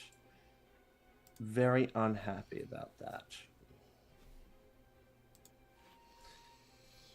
I might have to respond in kind. I would like to cast Vampiric Maiden upon her. ooh, I love it. Hold on. Let me just check. This is not a reaction. It is not a reaction. All right, carry on. Wonderful. I like to cast Vampiric Maiden on her. So as the blood that pours out of Balsam kind of travels along the floor, and it's going to erupt around this woman. Okay. She has a fort save. She does. Ooh, not like that. I will use a jinx point on it. All right, cool. That's fine.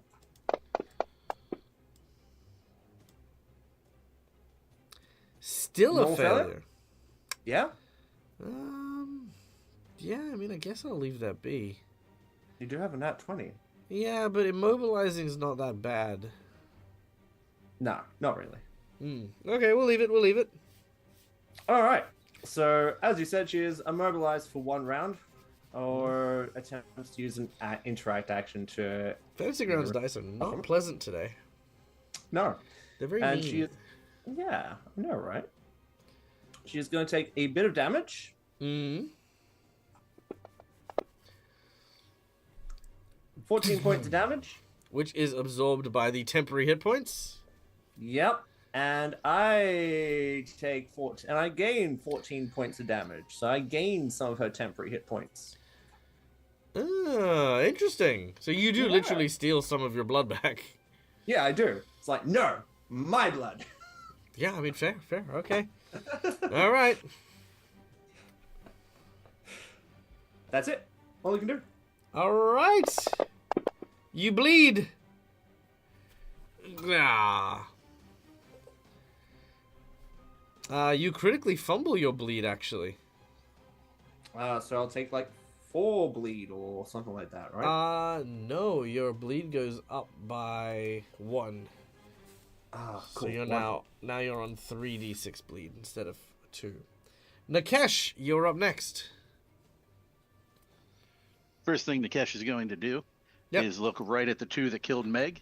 Using Exhort the Faithful, he's going to yell at them that they have disgraced themselves and committed anathema to their god by killing a non-viable target. They know what they did was wrong, and they need to leave immediately to go absolve themselves of their sins. Jesus. Yeah, you were definitely raised Well, by they a did. They killed a priest. target that was not included in their thing. She's not a viable target, so they know that they fucked up. So he's going to point that out and get them to try to leave.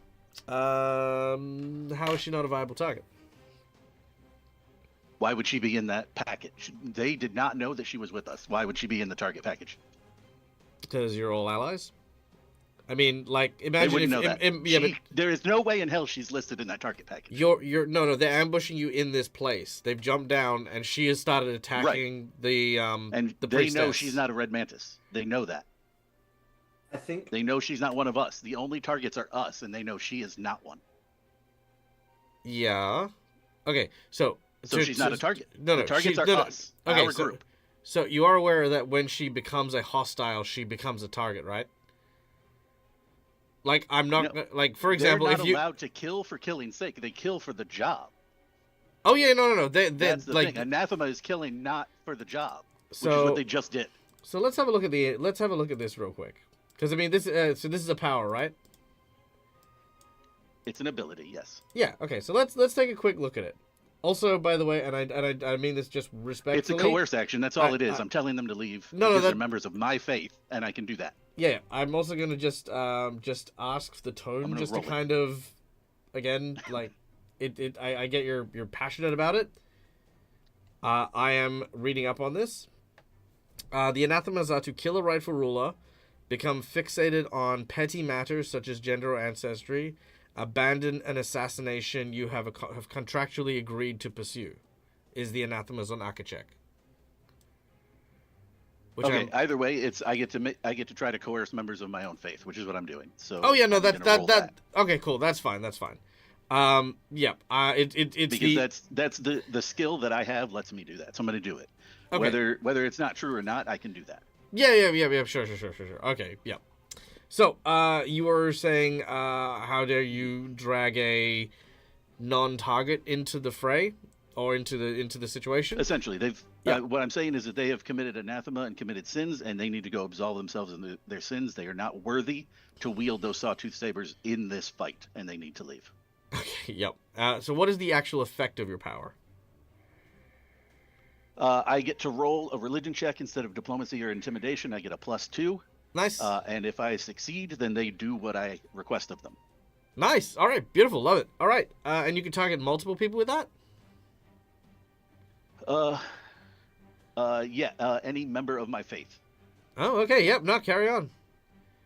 And Wait, I'm going hold to on. target those Sorry, two no. because they're the Sorry, two it's that killed Meg. any member. So I still think that's one person. Because normally with intimidate or coercion, you usually only have one person, and there's feats It to like says- have multiple people. It specifically says members of your own faith. Any members? Yep. Okay. Yes, Cool. it is Then plural. then When you're you good. request something of or coerce members of your own faith, you can attempt a religion check instead of diplomacy or intimidation, and you gain a +2 circumstance bonus to the check. Yeah. Okay. I'll let it be for now because I mean by that logic you could tell all of them this. You know. Well, I'm only telling these two because they're the two that killed Meg. I'm not trying to get everybody. It's just Yeah, those no, two I know, because They're but- the two that did it. Yeah, but like I said, coerce and diplomacy normally affect a single target. But I'll allow it because I think this is Okay, cool. then the closest so, one. No, I was gonna say I'm gonna allow it because I think it's cool. But I will have a look at that in general because I think that's an interesting way to use it because it is so hyper specific because it is specifically the members of your faith, you know. And how often does that happen? Yeah, because it's called Exhort the Faithful, so it's faith-based, which Yeah, comes exactly. in handy when we're in the headquarters of our faith. But absolutely useless everywhere else. So you know, yeah, Yes, I'm but yeah. it seemed like something Nikesh would have, based on his devotion to the faith. Yeah, That's and why you I were took it. raised in a religious setting like this. That's perfectly sensible. Yeah. Yep, no, I love it. Okay, I'm also going to give these guys a penalty. I don't know if that'll help, but let's find out. So their will DC is... I don't know why you failed. That's 29 is what you needed to get. Oh, because I've got this thing still up. Never mind. So yeah, 29. You will have succeeded on both of them. So, they Sweet. they believe they need to leave the fight. Even if Yes. I gave you a penalty, which I'm going to, they would still fail that, and they will disengage. They're not going to leave, but I think they're going to disengage. All right. Yeah, that's fine, because I also said that they're unworthy to wield the saber in this fight. So if for some reason they decide to stay, then I feel like they shouldn't be able to use the sawtooth saber in combat. They could use whatever else. So the way that this is working at the moment is they are playing it out to see what they can do to absolve themselves. They do believe and they are coerced to disengage because they have killed this person. But as far as like abandoning their worthiness and stuff like that, we're not quite at that stage. I'd say critically success, Yeah. yes, they would abandon their weapons and they would get that. Yeah, that's fair. But normal failure, they're just pulling out, you know. So right now they're there. If they do get attacked, if something does, you know, like for example, if the sister Mary is on the verge of death, they might jump back in depending on the circumstance. You know, like torturing, for example. They're not going to sit idle and watch you literally torture a priest of their church. You know, again, many circumstances, but for now they have pulled out and they will not be combatants. Yeah, I'm just trying to take them out of the fight because the next time she looks at me wrong, I'm down, and so Yeah, which makes sense. I'm just trying to take two people off the board here. Yeah, no, absolutely. Okay. Speaking of taking people off the board, that is a bloody mess you are falling into. Which has also... I was also going to do my attacks. That was my one action. Oh, to do sorry, that. my apologies. You may absolutely. Yeah, please. so I'm going to double slice her again, Yeah, by all means, please do. or But at least attempt it. yeah. However, you will increase your bleeding thing, like you know, yeah. So make your Yes. attacks first. Yeah, they'll still all go through. Oh Jesus. Oh dang. I'll re-roll that one. Let's use a hero point. All right, let's do it. That's a little better. That's a good hit. Come on. Nice, good second hit. Because I have a thing Mhm. that technically doesn't trigger until my next action. Mhm. But I don't know how that's going to work because I'm going to go down before that happens because it comes to her first. But basically what it does, hold on, let me find it again real quick. It is, oh God, as soon as I find it. Is it this one? Nope, not that one. Oh, yeah, flensing. There it is, flensing slice. So basically, next time, because they both hit, she will take 1d8 persistent bleed damage now. Nice, love that. But that triggers on her next thing, right? Not on my turn. It's on her turn that happens. Correct. Okay, cool. I just wanted to make sure for my own that I was understanding that correctly. Yeah. Let me damage. Ooh, cursor going wonky on me. There we go. Okay, I'm just gonna add the persistent 1d8 bleed. All right. I almost dropped my damage on myself. That would have been weird. It would be funny though. 1d76 is fine, Dag. You can keep that. Yeah, fair. You know, no one else can see that, right? I know, Okay. that's why I announced it. Yeah. Because that would be great for us, Dag. That's all. With the zero context. Yeah. Partially absorbed the 28 damage through the temporary hit points as the two sawtooth sabers slice through and cause her to stop bleeding. But you continue to bleed out even more heavily than you did before. As we... Oops, who was that? Oh, Kailu, sorry. Ignore that, Kailu. Well, don't ignore it, but Kailu, we'll have your turn before we bleed you out.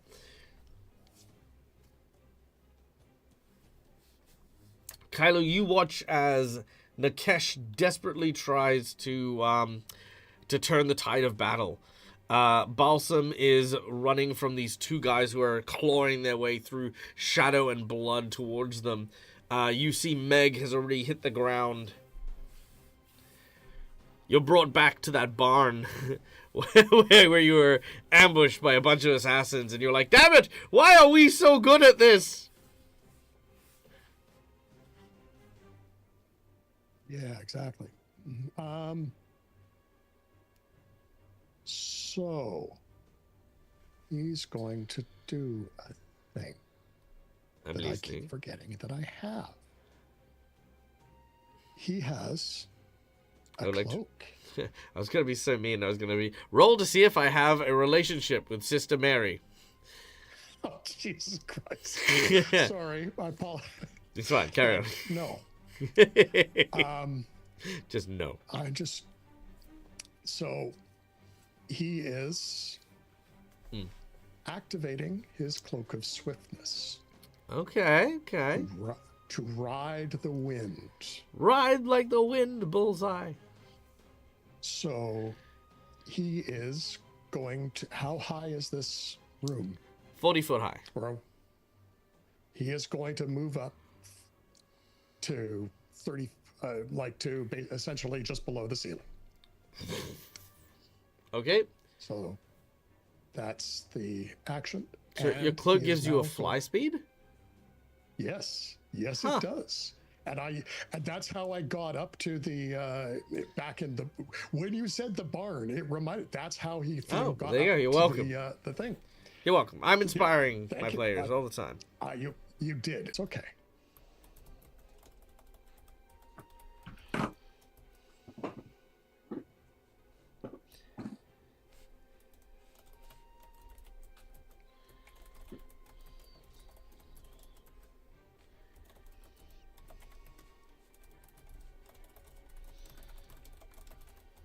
Yeah, it looks like we're back now.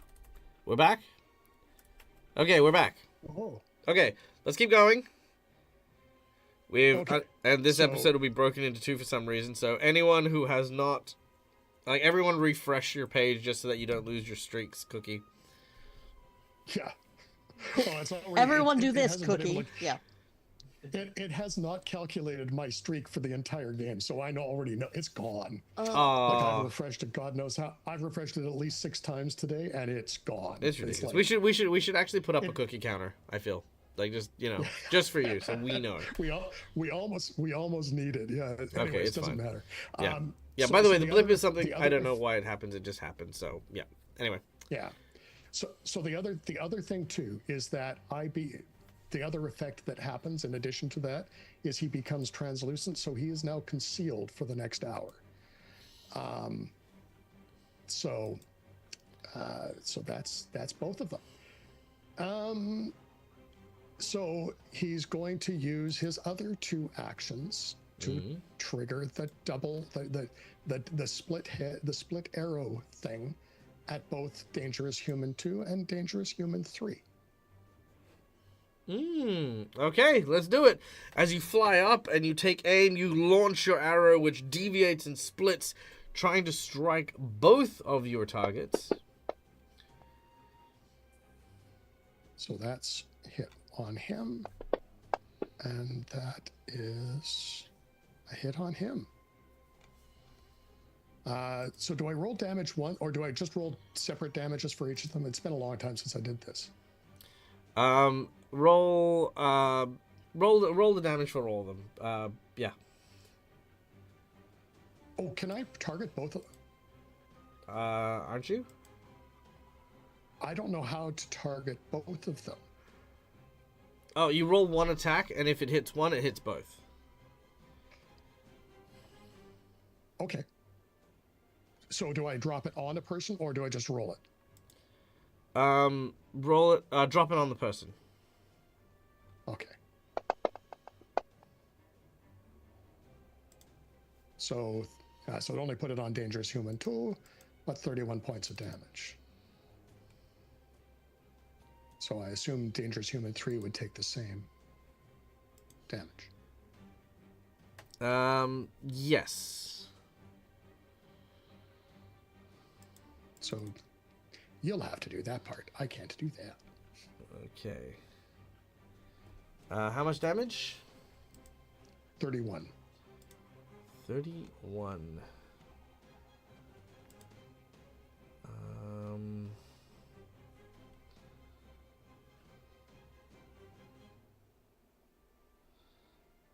I wish this was slightly bigger. There we go. 31, 65. All right, done and done. Okay, you are continuing to bleed. It feels bad as the assassins get their turn. Now, the assassins are going to try and break free of the ooze. The 2 that have been admonished will chill out. All right. Let's see if they can break free. You want me to roll it on them? All right, what do I need to get out? I need to get out 37, right? I believe it was 36. 36, okay. So, failed on the first attempt. Failed on the second attempt. He's out on the third, but that is all he can do. Second guy. Fails on the first attempt.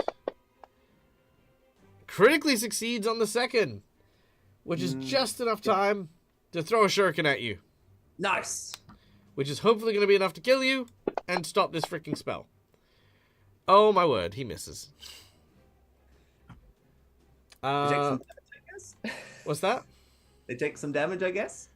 Who does? These guys, if they... Oh, sorry, that was just a breakout, isn't it? No, he broke out and then he threw a shuriken at you. That was it. Alright. Did he start his turn in the ooze still? He did. They both did. Yeah, that's why they sank.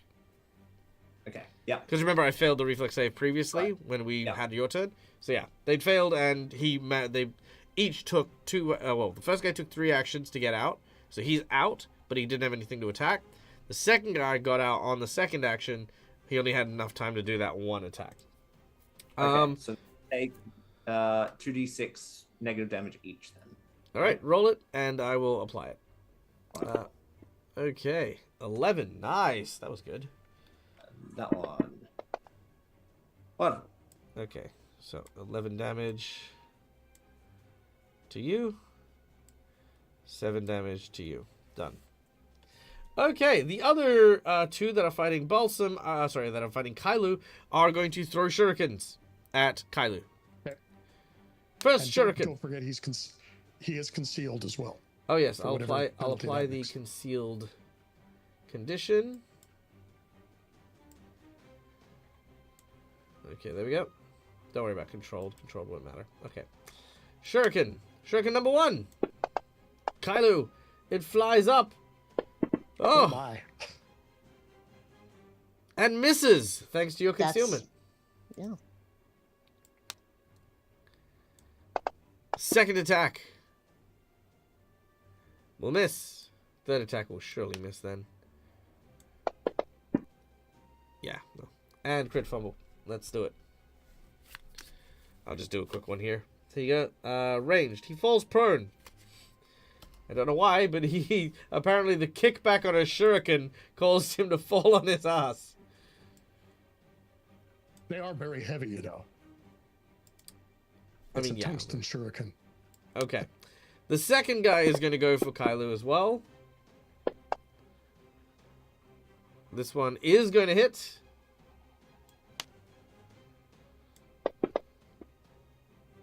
For 10 points of damage. Second shuriken. Oof, it's going to miss. Third shuriken, because why the hell not? Is going to critically fumble. And again, just a quick fumble card on that one. Hiya. He is clumsy 2 as he overextends himself, which makes perfect sense. Okay, clumsy 2. Done and done. Alright. The other 2 guards do not do anything. They just, chill out and they feel admonished. Very sad. Meg, who is your god? Barnaral. He's the inventor, tempered inventor.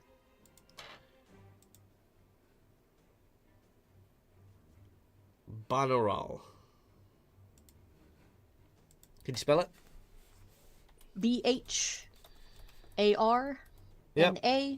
BHARNAROL. Let's see. Okay. He's an Imperial Lord. Ah, very well. Okay.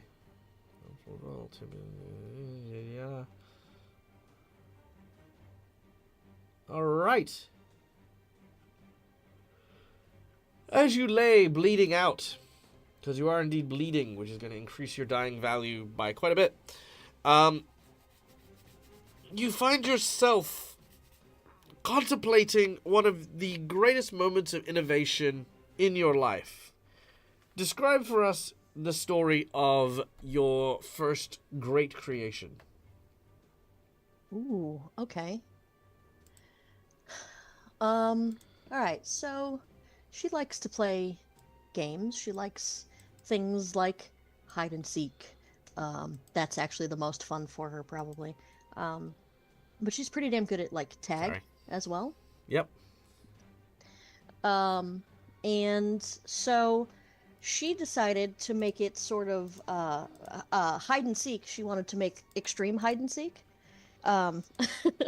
So what she did was she wanted to set up basically decoys of herself that would spring out a harmless trap of some sort. So she had to work on something that could pass as her, because even when she takes forms, she still has some kind of tanuki to the form. So something that could pass as her could detect when someone was close enough and then could fire. So her first really great thing that she that actually succeeded was when someone came close to one of her decoys and it sprung a net at him, and then basically covered him in whatever the Pathfinder version of Silly String is.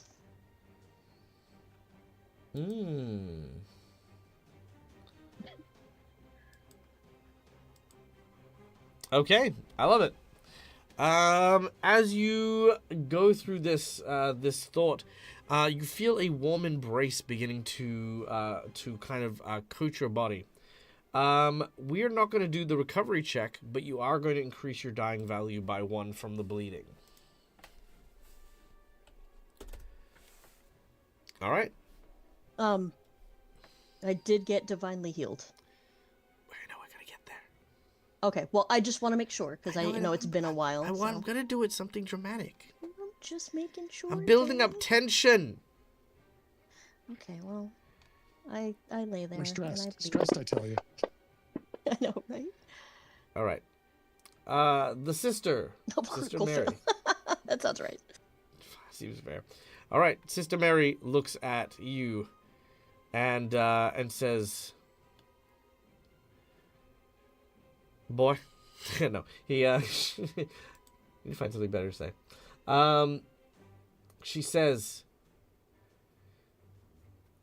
"I refuse to allow all my teachings to have gone to waste. Nikesh, you had so much potential. I am disappointed." And we're going to do some fort saves on The Nikesh. feeling is mutual. Legasp. Hey, while you're doing a fort save, can I ask you something from behind the scenes? Oh my god, the thing, how this game works perspective. Yeah, sure, by all means. Why did it say excess ignored when I took damage? Because when you're at dying, there's no excess hit point damage. Okay, so you're just taking more conditions, not more hit point damage. Correct. Oh, okay, cool. Okay, so Nikesh and Balsam, both of you have failed this check. The two of you feel this wave of energy sort of falling down on you as the both of you slowly begin to lose consciousness. Kailu, you up in the rafters. I'm joking about the rafters, but yes. Have a shuriken launched in your direction. Oh my freaking word. I'm going to use my last jinx point on this. What even was that roll? Please, thank you, lady. Thank you. Much better. Alright. A critical hit as the crossbow strikes you as well. Light fades. You fall, collapsing to the ground. Your eyes begin to open and close here and there as you gain and lose consciousness. Back and forth. You get signs of battle and struggle. You're being rescued. It's friends. They've come to help. Blood sprays the floor. Confused shouting. We have erratic behavior, as everyone is frantically moving around and trying desperately to figure out what the hell is going on. It wasn't me. Silence. Maybe it was Pietro and their vampire form. Eventually, when you guys come to, your wounds have been treated. You lay in a row in the hospice. It is silent. Meg, you are on full hit points, fully restored. As You probably felt bad. you very much have your what's the word? You were treated and first, and then managed to get up. And you're the person who is the only person who is aware of how this transpired. As the only other person in this room happens to be Sister Mary. She waits for you all to correct yourself and rise. She still holds the leather dossier in her hand.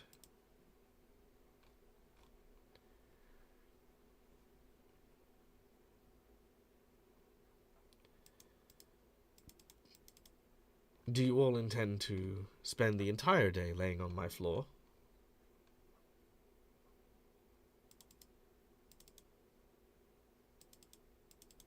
I would say Meg is gonna like look at herself. I'm assuming she's bandaged. Meg is bandaged. Yep. Okay, yeah, because she just wants to make sure she did not just dream all that. Basically. Oh, everything hurts. Like, you may be Yeah, healed, but you are super hurt. Okay, so then Meg is gonna try to sit up.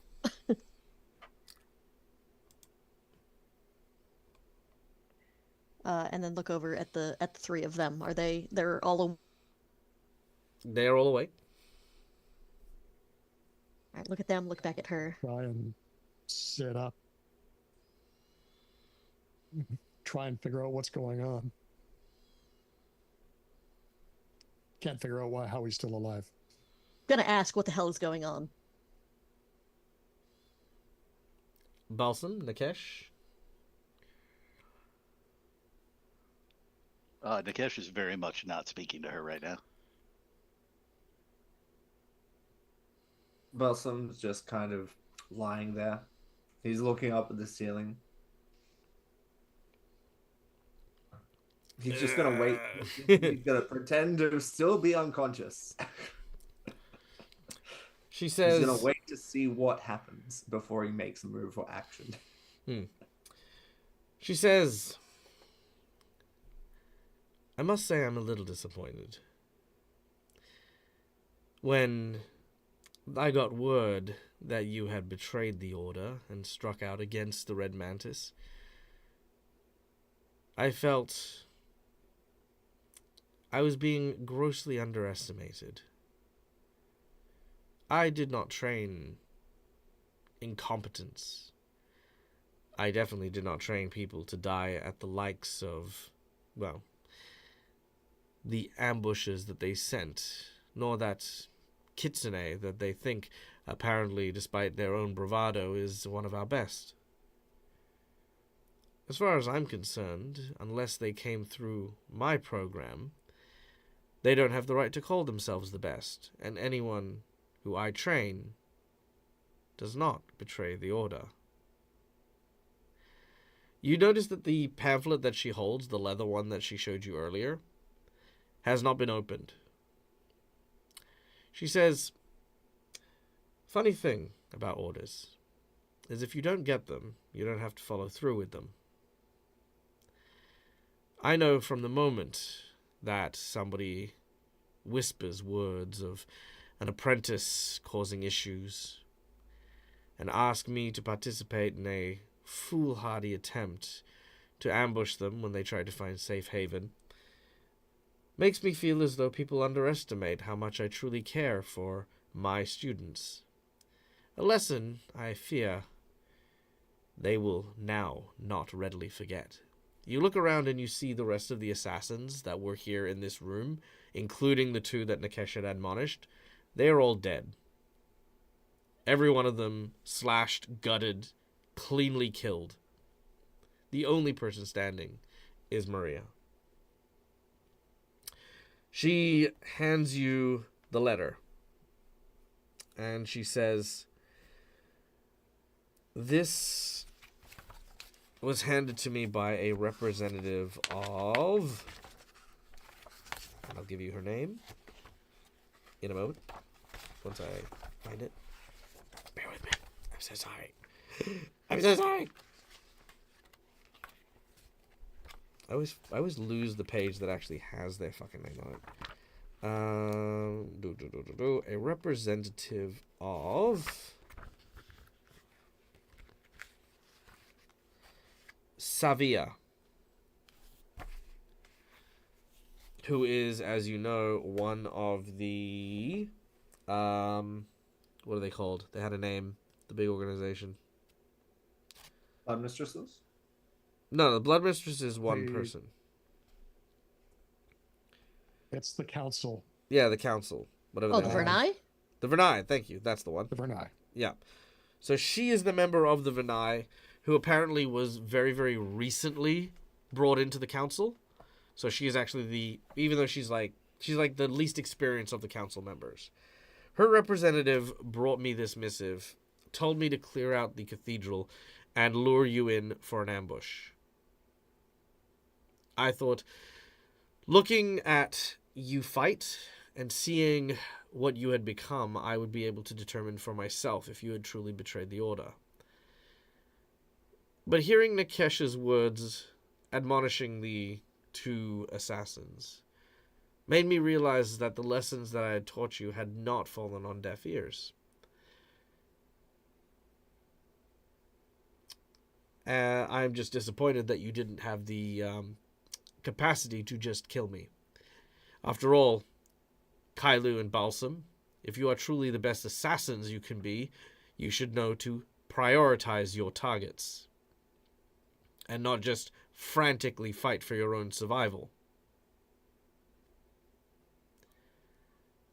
Was I not important? And she leans over with a sort of very coy smile, and she says, "Was I not important enough for the two of you?" There are places where to send strength. My general strength is to try to stop the chaff getting through. She smacks you on the head with the back of her blade. Oh! She says, "Someone thinks highly of themselves. You do not fight chaff. You are not a soldier or a guardsman. You are not some sort of plebeian townsfolk holding back the hordes. You are an assassin. You choose your value in every blade stroke. Act like it." All right. Kylo is just bowing his head in shame. She smiles at the three. She smiles at the three of you and says, "Now look, before you continue this foolhardy errand, I have one last thing for you." She hands you first of all the evidence. The second thing she hands you are what look to be a series of strange stones. She says these are the mantis stones, watchful magic items that'll allow you entrance into a secret glade in the forests just behind the city. There, you will be able to enter the Druid Glen and speak with the Mantis Keeper. They may have more information and more proof that you might need to drive a stake through the heart of the woman who has been trying to sabotage my precious students.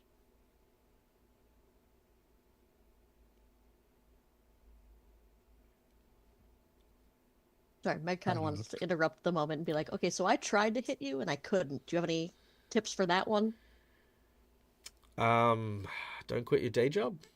No. All right. No, she'll what will she give you as far as a tip? She'll say probably the same thing. Patience is a virtue. A gun is a loud, noisy tool. When and where to strike is as important as the capacity to do so.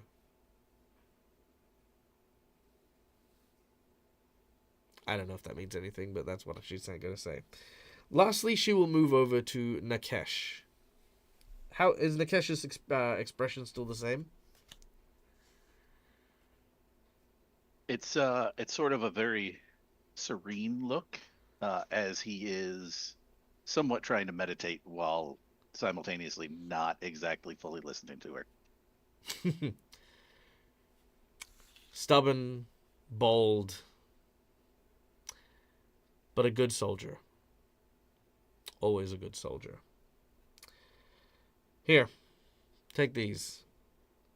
She lays her mantis sabers down next to you.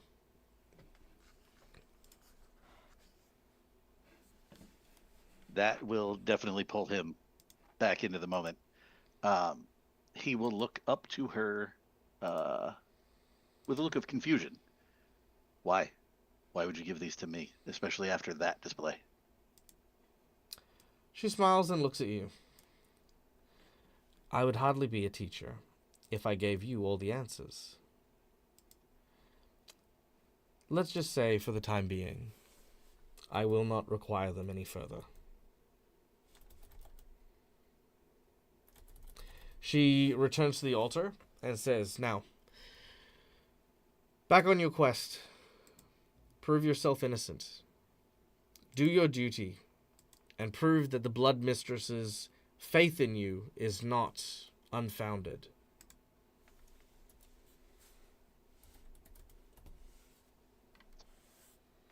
Nakesh will collect the sabers and stand.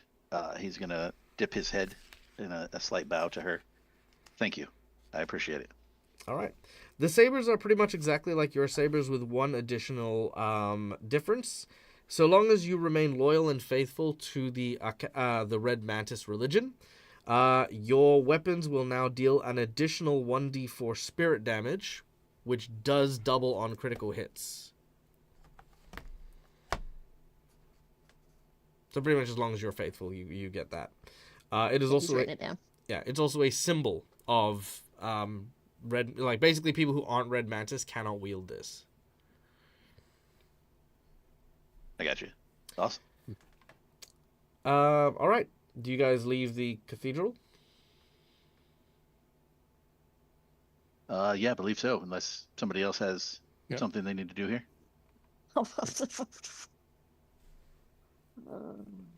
Okay.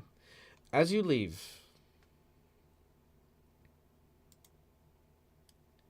Well, I would say if they're not healed up, I would we'll, take a we'll minute to try to help that along. Yeah, we'll let you guys do the healing and stuff like that. That's Gotcha. fine. Okay, but as you leave, the doors close behind you in the cathedral. The Dark Mistress, the Red Mantis sister stands in the altar before she takes out her own hip knife. She closes her eyes and she says, "Faith, a fickle thing, easy to speak, but harder to act.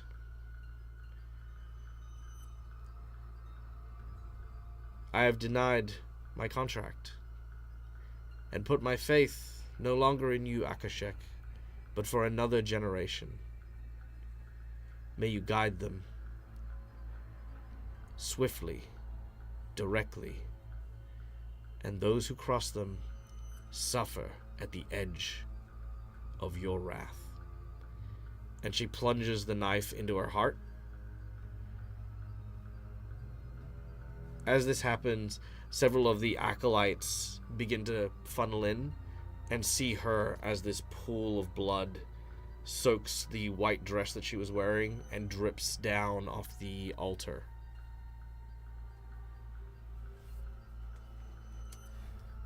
That was our cherished gift given to Nakesh. And that was our second plot twist. And that is the end of today's session. All right. Did you guys have fun? That Getting was the hardcore, Dag. I like it. Getting the shit kicked out of you.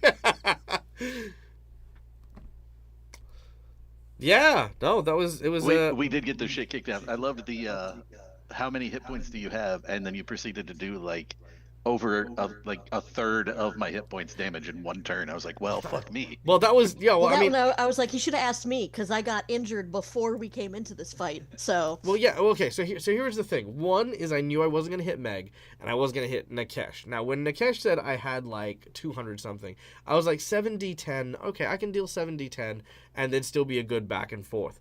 I moved the assassin off Nakesh because I was like, okay, cool. There's this as well. The one thing that makes these assassins super deadly, and I'm gonna say this is my dag after GMing behind the screen. You know, you guys get to know a little bit about this module.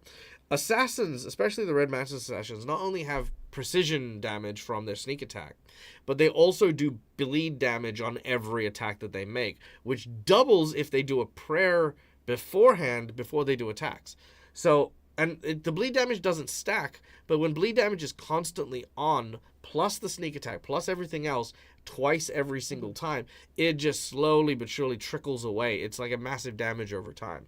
Having a spellcaster there as well also makes things super difficult. So any kind of fight like this where you are outnumbered, it's like death by 1,000 cuts. The assassins play really, really well as assassins, but this is also a testament to not every fight is going to be a quote-unquote shin-kicking contest.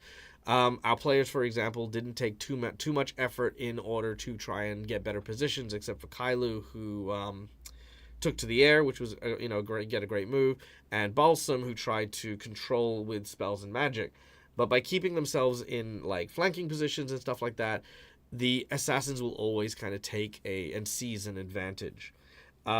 It's one thing I love about Pathfinder 2nd Edition. Having 3 actions gives you the ability to, like, again, if you double move and then attack and stuff like that, you are expanding, like your battlefield, you're expanding your area, and you're making it more and more difficult for them to get you. I mean, alternatively, you guys can just all 3 action move, run the fuck out.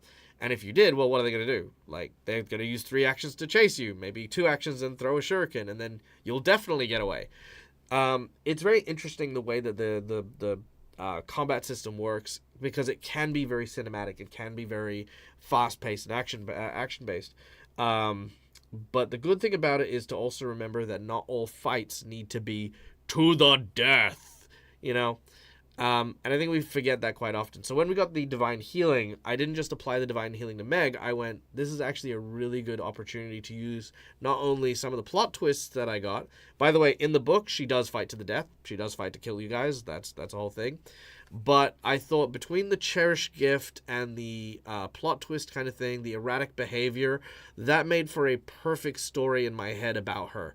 That she had faith in Nakesh and decided to wager her very life that he wasn't a traitor.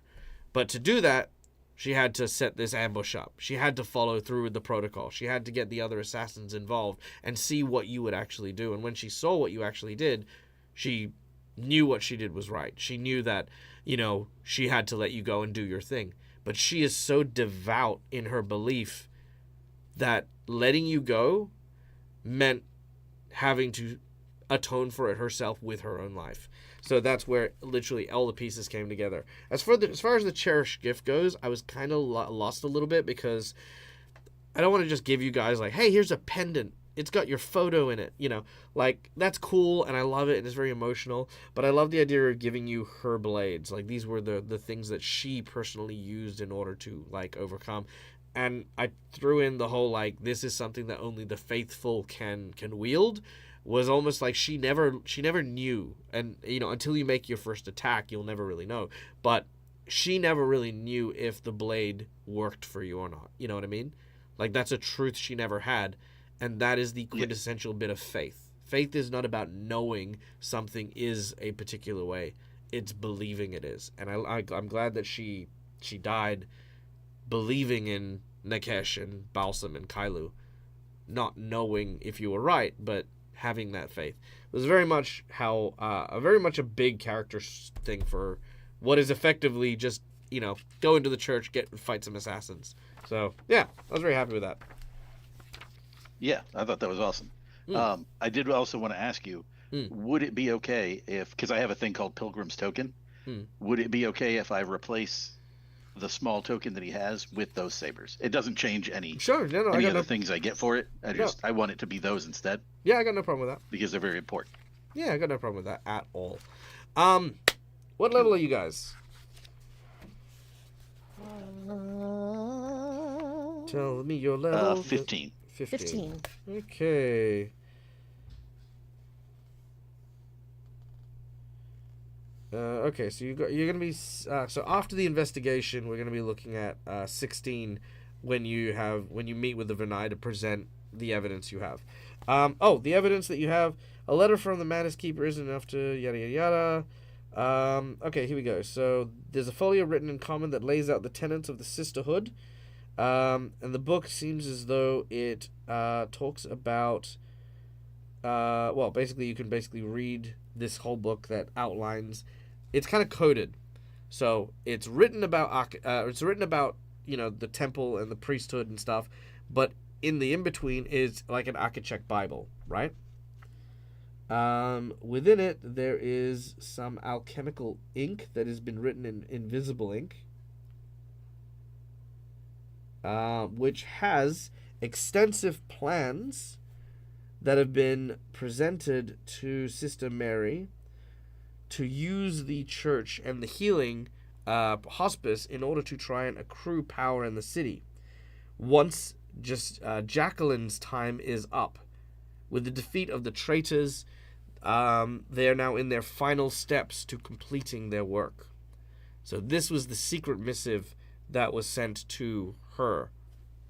Now, she never read that. She never opened it. But you guys have now this evidence that she was trying to coerce Sister Mary to help take over the city from Jacqueline. But you'll need more stuff. And there's more stuff in this book. Boom. Pray for death. All right, guys. We're going to go because we went quite over time. And, you know, we had the blip and stuff. I'll try to fix the blip. the Hero Forge tokens, we're going to work on that as well. But, versus luck. Fingers crossed. But we'll see how we go. But, guys, thanks for watching. My name is Michael. I'm the Dead of the Gamer. This is my place. This is my face. You can find it here a number of times during the week. We'll be back later on today, this evening, for Gatewalkers. So be sure to tune in for that. It'll be a lot of fun. I can't remember what we're doing Gatewalkers. I want to say we are traveling through demon-infested lands. And we might be dealing with, like, a bunch of random... Oh, right, no, we had the German... Wolfhausen. The German Shepherd person. The German Shepherd person who's now... They now literally have, like, a morality policeman, which I think is just going to be hilarious. Every single time I think about him, I'm like, it's like, oh, I mean, this is not a good thing you would be doing. Yeah, it's going to be fun. So, yeah, go tune in for that. But until we meet again, as always, stay safe, stay wonderful, be kind to each other, because why the fuck not? It's free. And until next time, game hard. Or die trying. Good night, folks. Thanks, everyone. Bye. Bye.